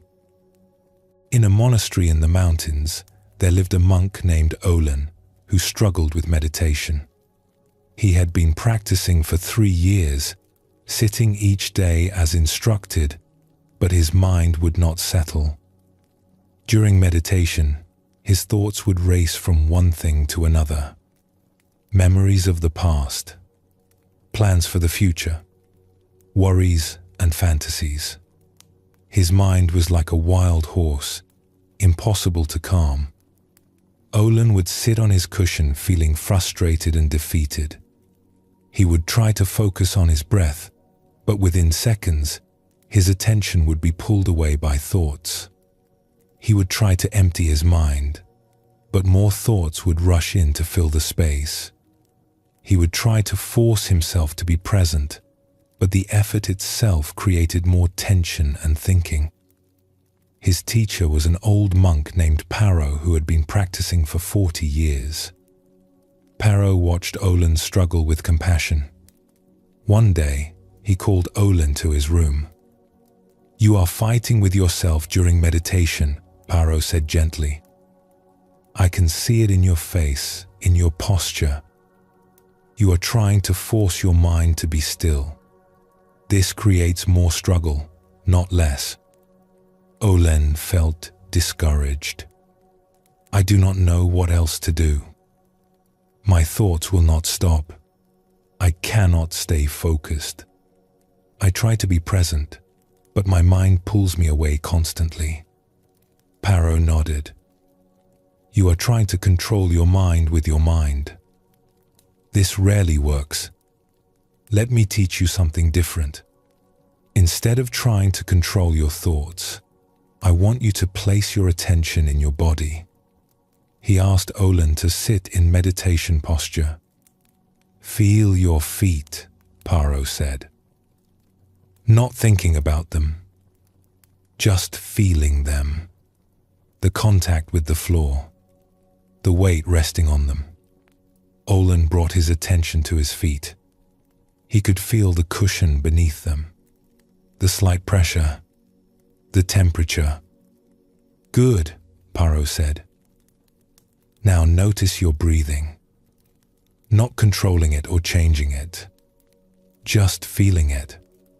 Where do you feel the breath most clearly in your body? Olen paid attention. In my belly.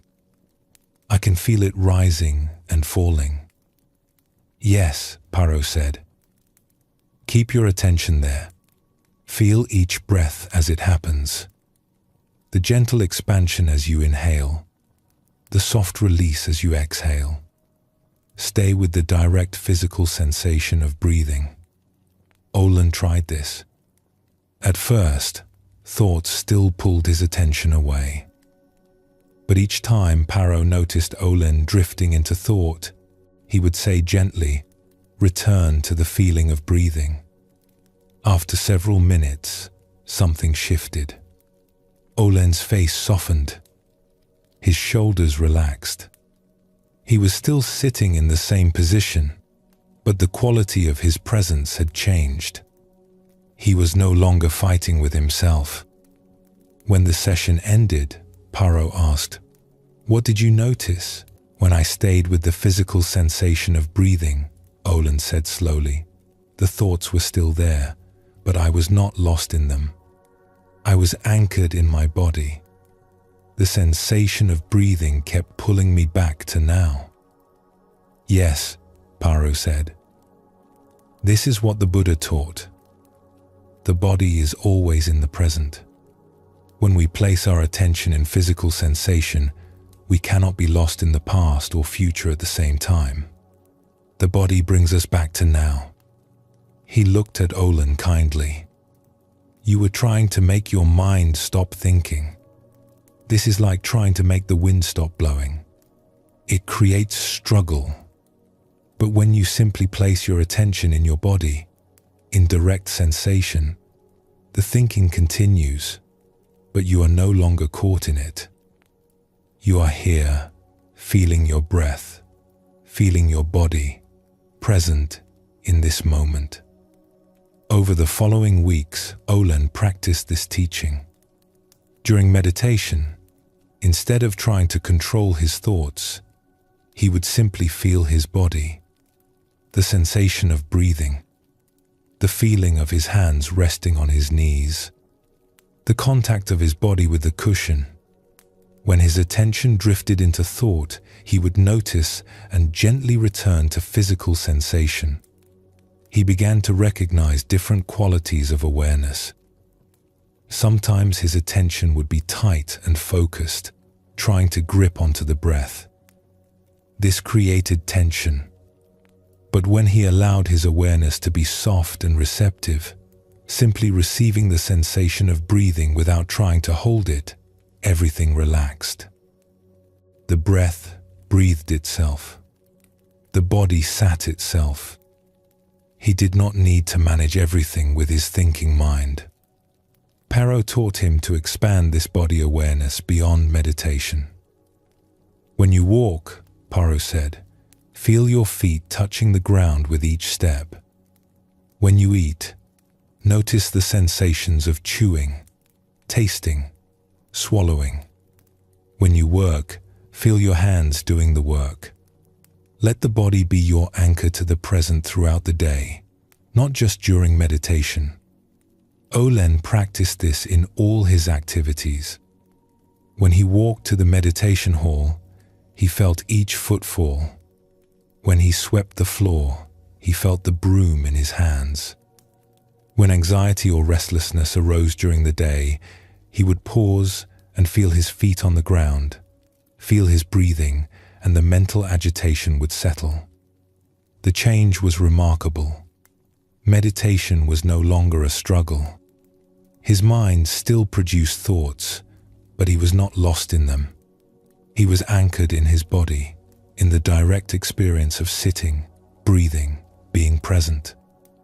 From this grounded awareness, a natural calm began to arise. One day, Olen was sitting in meditation when he noticed something that had been troubling him, a worry about a conversation he needed to have with another monk.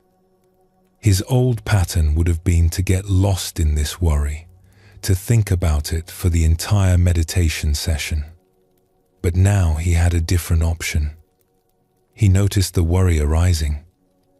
He felt it as a tightness in his chest, a slight quickening of his breath.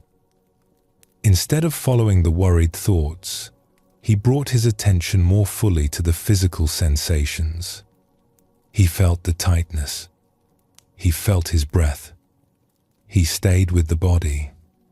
As he remained present with these sensations, something surprising happened. The worry began to release on its own. The tightness in his chest softened. His breathing deepened.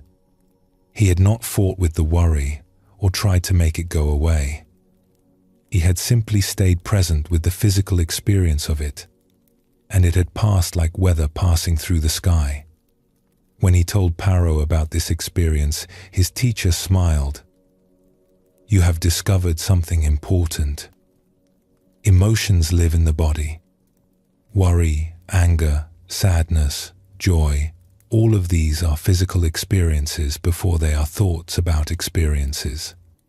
When we stay present with the bodily sensations of an emotion, without getting lost in the story our mind tells about it, the emotion can move through us naturally." He continued, "The Buddha taught that everything arises and passes away. Emotions arise as sensations in the body, and they pass away. But if we grab onto them with our thinking mind, if we make stories about them, they stay much longer. Body awareness allows emotions to be what they are, temporary experiences that come and go like clouds in the sky." Olen practiced this teaching with everything he experienced. When anxiety arose, he would feel it in his body, a tightness in his throat, a flutter in his stomach. He would stay present with these sensations instead of getting lost in anxious thoughts. When sadness came, he would feel the heaviness in his chest, the burning behind his eyes. He would allow these physical sensations to be there without resistance. What he discovered was that the emotions themselves were not the problem. The physical sensations were manageable when he stayed present with them. It was the thinking mind that made everything worse, spinning stories and creating resistance. But when he anchored his attention in his body, he could feel his emotions without being overwhelmed by them. One morning during meditation, Olen sat with complete body awareness. He felt his breathing moving in his belly. He felt the stillness of his body. He felt the aliveness that hummed beneath the surface. His mind was quiet, not because he had forced it to be quiet, but because his attention was so fully absorbed in direct physical sensation that there was no energy left to fuel endless thinking.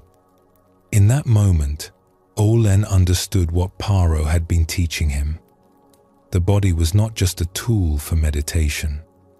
It was the gateway to presence itself.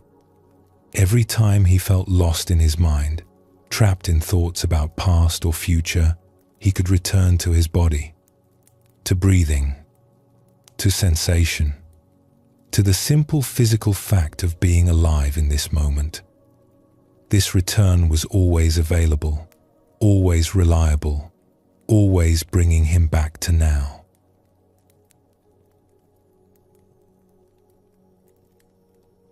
Zen teachings often emphasize the body as the foundation of practice. The Buddha gave specific instructions to observe the body, to know the body, to be aware of the body in all positions and activities. This is not because the body itself is the goal, but because the body is the doorway to present moment awareness. When we are lost in thought, we are not really here. We are in the mental world of past and future. But when we feel our body, we are immediately here. The body cannot exist in the past or future. It is always now. By placing our attention in physical sensation, we step out of mental time and into this moment. This teaching gives us a practical tool that we can use anywhere, anytime. When the mind is racing, feel the feet on the ground. When anxiety builds, notice the breath. When thoughts spiral, sense the body sitting or standing. These simple acts of body awareness interrupt the mental loop and bring us back to presence. The Buddha taught his students to develop this awareness systematically, to know when they were walking, standing, sitting, or lying down. To be aware of their movements, their breathing, their posture. This constant return to body awareness trains the mind to stay present instead of constantly wandering into mental worlds that do not actually exist. Take a gentle breath now. Feel the air entering your body. Notice the sensation of breathing, the gentle rise and fall of your chest or belly. Let your attention settle into your body. When thoughts arise, simply feel your breathing. Feel your body. This simple awareness brings you home to the present moment.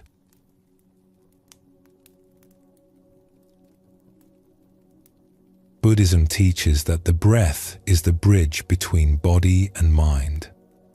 It is both physical and subtle, both voluntary and involuntary.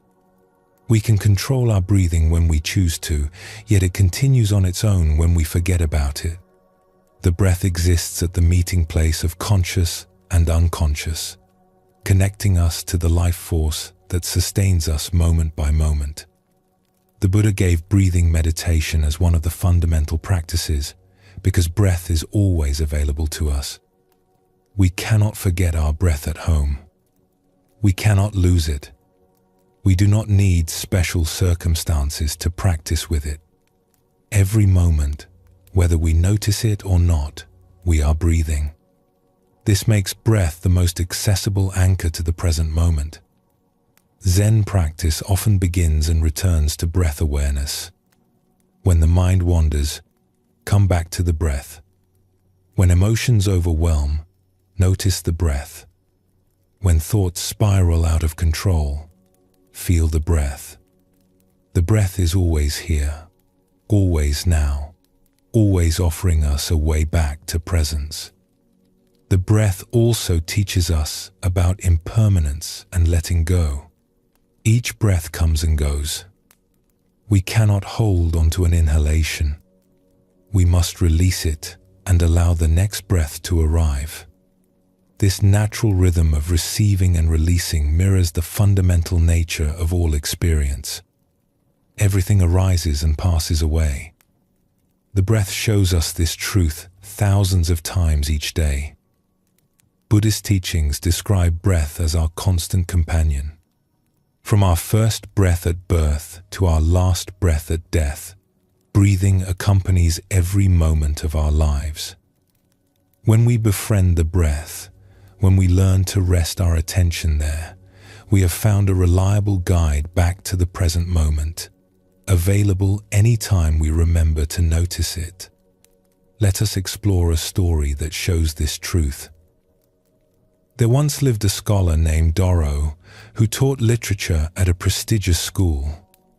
Doro was brilliant and accomplished, but he suffered from a mind that never stopped racing. From the moment he woke until he finally fell asleep, his thoughts churned constantly, planning lessons, analyzing texts, worrying about his students, replaying conversations. His mind was like a river in flood, rushing and turbulent, never still. This mental activity exhausted Doro. He would lie in bed unable to sleep because his thoughts kept spinning. He would sit at meals barely tasting his food because his mind was elsewhere. He would walk through beautiful gardens without seeing them because he was lost in thought. Even when he tried to relax, his mind refused to quiet. Doro had tried various remedies. He read books about calming the mind. He tried different techniques people suggested, but nothing seemed to help. His thoughts had a momentum of their own that he could not control. One day, a new teacher joined the school. His name was Talon, a quiet man who taught calligraphy. Doro noticed something unusual about Talon. Even in the midst of the school's busy environment, Talon seemed calm and centered. He moved with unhurried ease. He spoke with thoughtful pauses between his words. He seemed to carry a quality of stillness with him wherever he went. During a break between classes, Doro asked Talon, "How do you stay so calm?" "My mind never stops. Thoughts rush through constantly. I cannot find any peace." Talon smiled gently. "May I show you something simple that might help?" They walked to a quiet courtyard. Talon asked Doro to sit on a bench beside him. "Close your eyes," Talon said, "and simply notice your breathing. Not changing it or controlling it, just noticing it. Feel the breath entering your body. Feel it leaving. That is all." Doro closed his eyes and tried to notice his breathing, but within seconds, his mind had wandered off into thought. He was thinking about a lesson he needed to prepare, then about a student who had asked a difficult question, then about what he would eat for dinner. His breathing was happening, but he was not noticing it. He was lost in the stream of thoughts. After a minute, Talon spoke softly. "Where is your attention now?" Doro opened his eyes, slightly embarrassed. "I got lost in thoughts. I was not watching my breath at all." "This is very common," Talon said kindly. "The mind has a strong habit of thinking. It will pull your attention away again and again. This is not a problem. This is simply what minds do. The practice is to notice when you have been pulled away and gently return your attention to the breath, not fighting with the thoughts, not judging yourself for having them, simply returning to the breath again and again." He looked at Doro with patient eyes. The Buddha taught that the breath is like an anchor.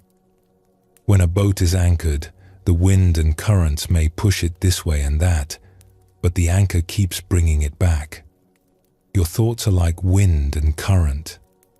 They will push your attention around, but the breath is your anchor. Each time you notice you have drifted, you can return to feeling the breath. This is the practice. Talon paused, then added, "The Buddha also taught that this practice of noticing and returning is the entire path. You will drift into thought 1,000 times, and you will return to the breath 1,000 times. Each return is a small awakening. Each time you notice you have been lost and come back to presence, you are training your mind in mindfulness. The wandering is not failure. The wandering is the practice. Without wandering, there would be nothing to return from." Over the following days, Doro tried to practice what Talon had taught him. He would sit quietly and bring his attention to his breathing.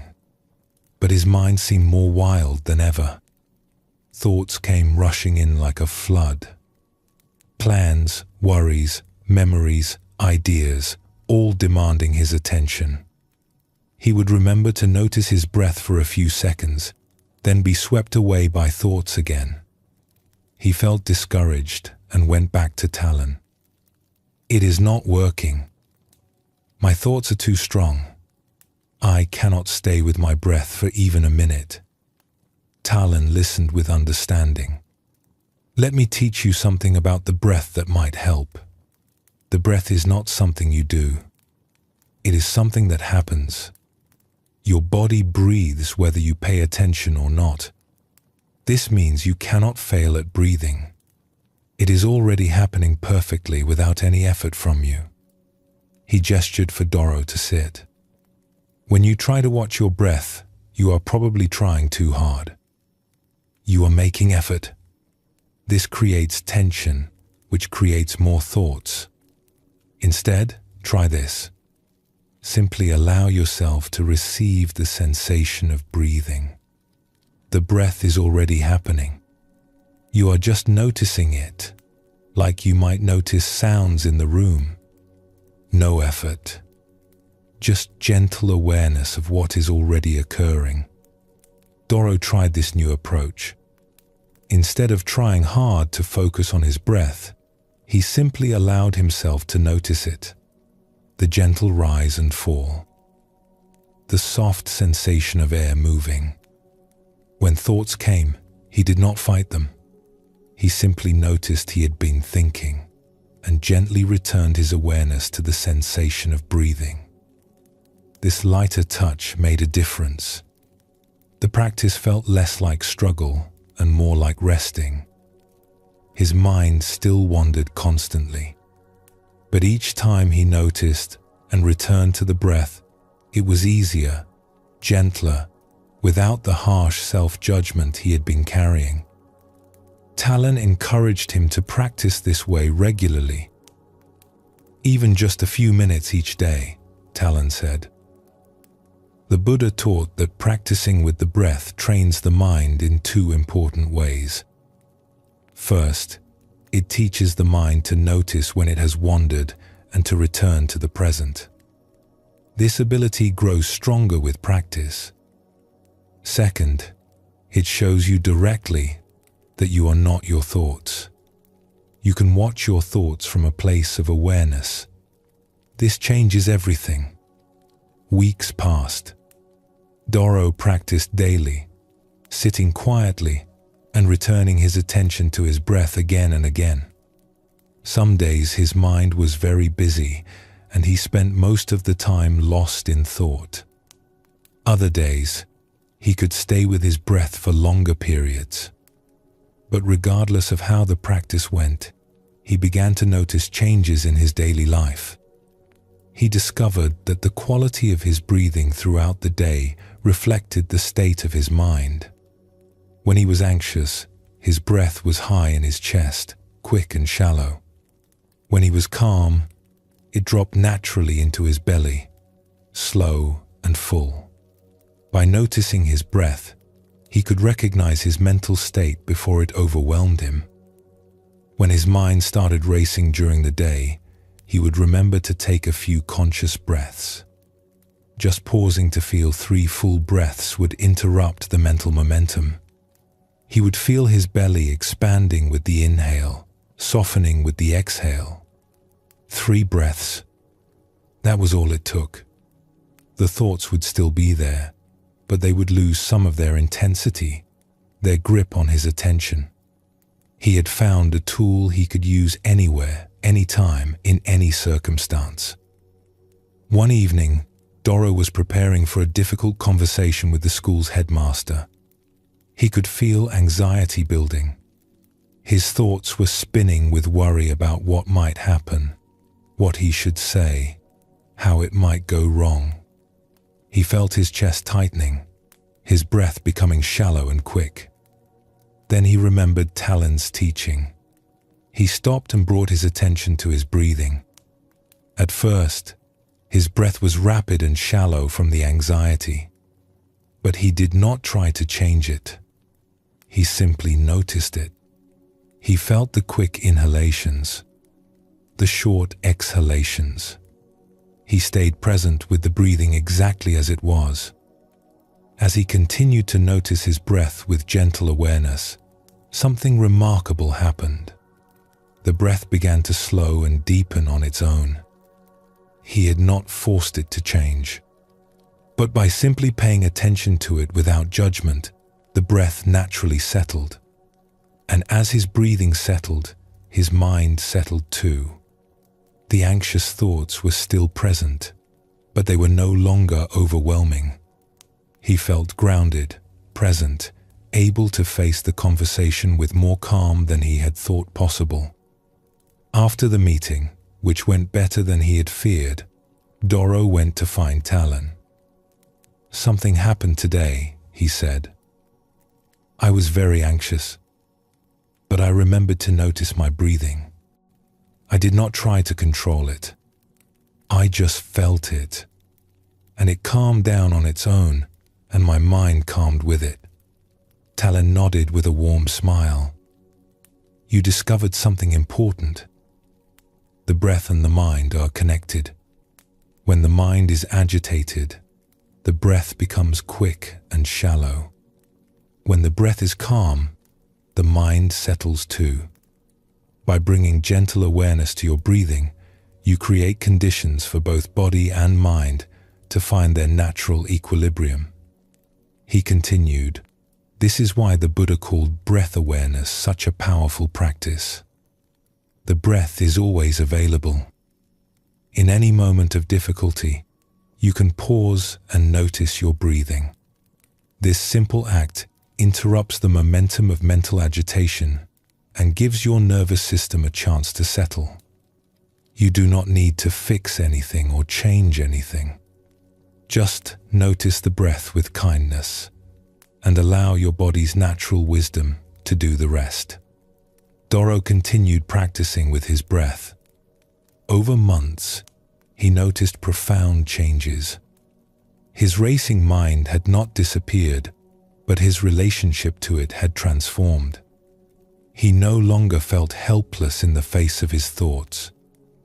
He had learned to anchor himself in his breath, to find stillness even when his mind was busy. When he sat to work on difficult projects, he would take a few conscious breaths before beginning.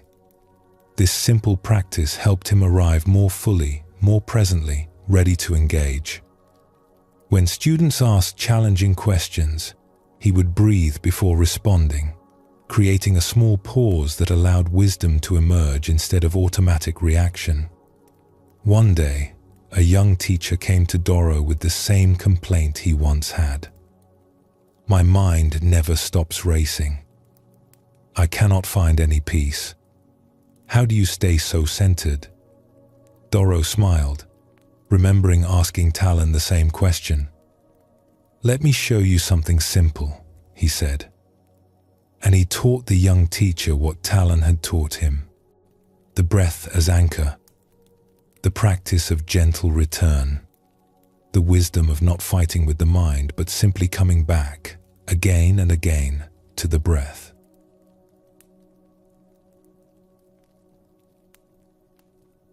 The Buddha taught that breath awareness is one of the most direct paths to mindfulness. The breath is always happening in the present moment. We cannot breathe in the past or future. Each breath is completely now. By placing our attention on breathing, we automatically bring ourselves into the present. Buddhism describes the breath as a faithful friend, always with us, always available to guide us back to now. Zen practice returns to the breath again and again, not because breath is sacred in itself, but because it is such a reliable anchor to present moment awareness. The Buddha gave specific instructions for working with the breath. He taught students to know when they were breathing in and when they were breathing out, to notice whether the breath was long or short deep or shallow. Not to control it or change it, but simply to know it, to be aware of it as it naturally unfolds. This simple awareness, practiced regularly, gradually transforms our relationship with our own minds. Let us explore this teaching through another story. In a farming village in the valley, there lived a woman named Senna who worked in the rice fields. Senna's life was filled with worry. She worried about the weather, whether there would be enough rain for the crops. She worried about her family, whether her children would be safe and healthy. She worried about the future, whether they would have enough to eat through the winter. Her mind was constantly anxious, jumping from one worry to the next. This constant worry made Senna's chest feel tight. She would wake in the night, her heart pounding with unnamed fears. She would work in the fields with her shoulders hunched and tense. She could not remember the last time she had felt truly relaxed or at peace. An old woman named Kova lived at the edge of the village. Kova had once worked the fields too, but now she was too old for heavy labor. She spent her days in her small garden, tending vegetables and herbs. People in the village noticed that despite her age and simple circumstances, Kova seemed content. She moved with ease. She smiled often. She did not seem burdened by the worries that weighed on everyone else. One day, Senna saw Kova sitting in her garden, completely still, with her eyes closed.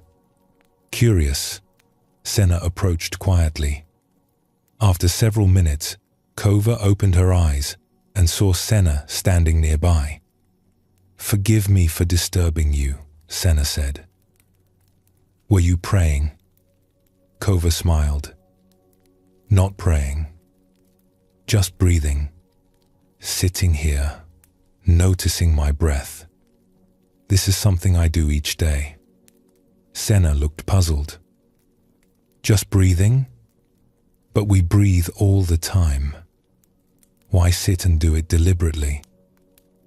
"Come, sit with me," Kova said, patting the ground beside her. "Let me show you something that helped me when I was younger and filled with worry, just as you are now."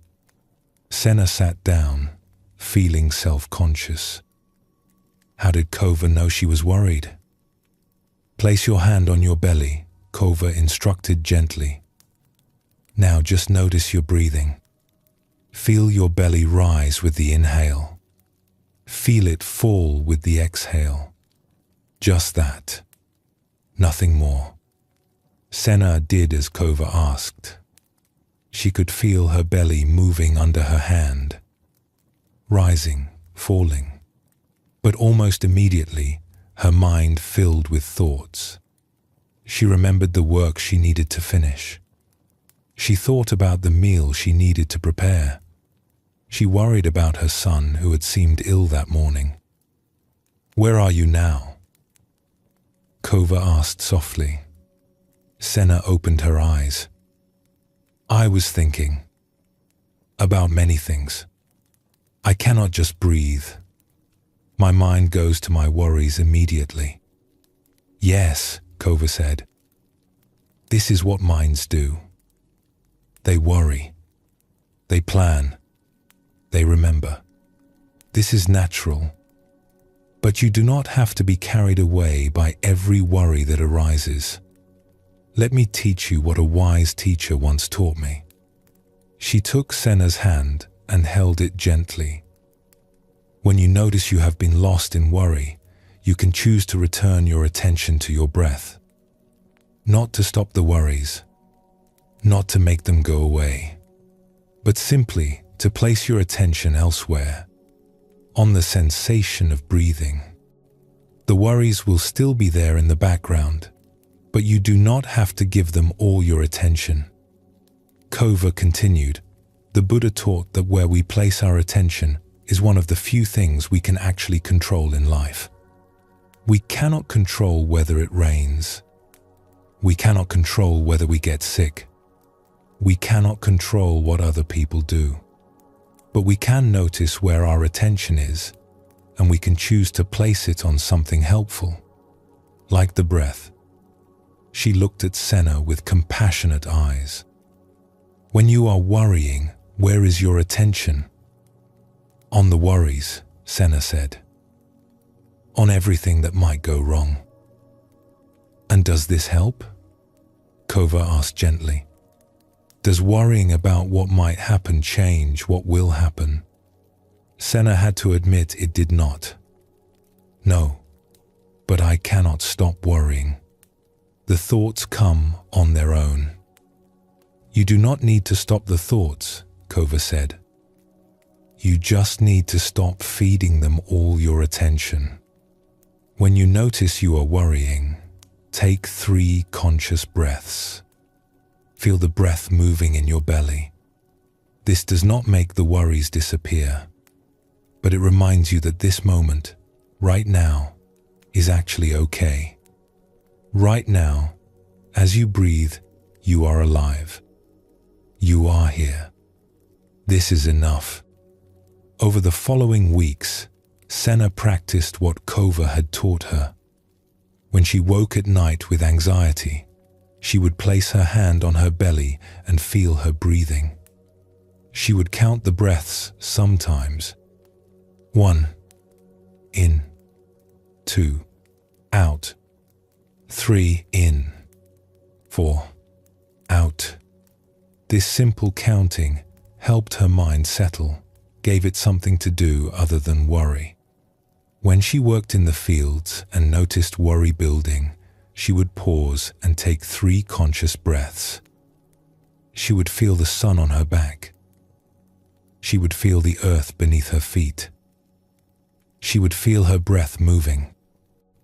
In these moments, she would realize that right now, in this present moment, she was actually okay. The worries were about things that might happen, but right now, breathing, she was alive and capable. When her mind started spinning with fears about the future, she would return to the simple sensation of breathing in this moment. She learned to recognize the feeling of being pulled into worry. There was a tightness that would start in her chest, a quickening of her breath. When she noticed these signs, she could intervene early, returning to conscious breathing before the worry spiraled out of control. It was not easy. The habit of worry was very strong. Sometimes she would be lost in fearful thoughts for hours before she remembered to breathe. But gradually, she began to notice something. The moments when she was actually breathing consciously, feeling the breath move in her body, those moments were peaceful. In those moments, she was not worried. She was just here, breathing, alive. The worries might be there in her mind, but she was not lost in them. She was anchored in her breath. One day, a heavy storm threatened the village. The rice was nearly ready to harvest, and a bad storm could ruin the entire crop. Senna felt the familiar panic rising. Her mind filled with catastrophic thoughts. They would lose everything. They would starve. How would they survive? But then she remembered. She sat down and placed her hand on her belly. She brought her attention fully to her breathing. In, out, rising, falling. Just this breath, then this breath, then this breath. The worries were still there. The storm was still coming. Nothing had changed in the external situation, but something had changed inside Senna. She was not drowning in panic. She was breathing. She was present. She could feel her body, alive, here, now. From this place of presence, she could think more clearly about what actually needed to be done to prepare for the storm, rather than being paralyzed by fear. After the storm passed, the damage was not as bad as feared. Some crops were lost, but most survived. As Senna worked to salvage what she could, she thought about what had happened. For the first time in her life, she had faced a crisis without being completely overwhelmed by worry. The breath had given her an anchor, a place to return to, a way to stay present instead of being lost in fearful thoughts. She went to thank Kova.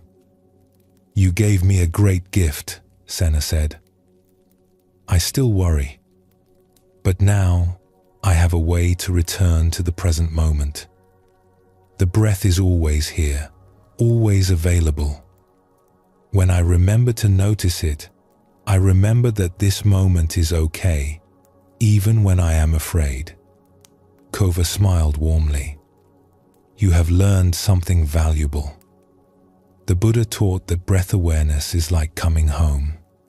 No matter where your mind has wandered, no matter how lost you feel in worry or fear or any other mental state, you can always come home to your breath.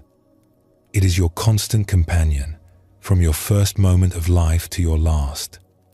When you befriend your breath, you always have a refuge, a place of peace you can return to.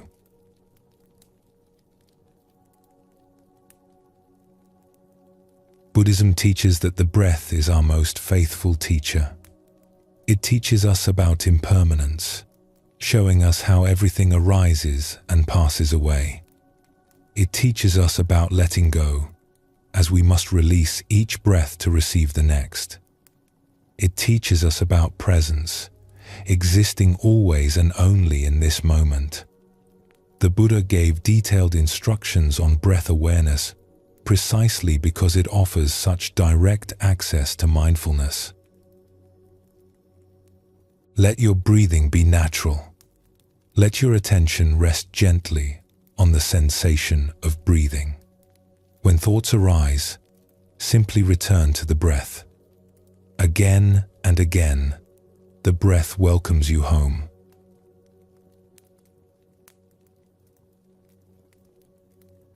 As we come to the end of our time together tonight, take a moment to notice where you are. Feel the surface supporting you. Notice the gentle rhythm of your breath, which continues on its own, without effort or struggle. Tonight, we have explored mindfulness through different windows. We discovered the gap between what happens and how we respond, where all our freedom lies. We learned about bare attention, the simple practice of noticing without interfering. We saw the difference between thinking about life and actually living it. We found that ordinary moments become sacred when met with full awareness. We explored how the body anchors us to the present and how the breath offers a constant companion, always bringing us home to now. These are not separate teachings but different ways of pointing toward the same truth. Mindfulness is simply being present for this moment, exactly as it is. Not lost in thoughts about the past or worries about the future, but here, now, awake to what is actually happening. You do not need to remember everything you heard tonight. The seeds have been planted. They will grow in their own time, in their own way. You may find yourself tomorrow pausing before reacting to something difficult, noticing your breath when your mind races, feeling your feet on the ground when anxiety rises, tasting your food instead of thinking while you eat. These are the teachings working in you, not through effort, but through simple recognition. As you drift towards sleep now, let everything soften. Let the day release its hold. Let your body rest completely, knowing that tomorrow will bring its own fresh moments to meet with awareness. Mindfulness is always available to you, not as something you achieve, but as something you return to. Again and again, just this moment, just this breath, just here, now. Sleep well, and thank you for joining us here at Sleepy Monk.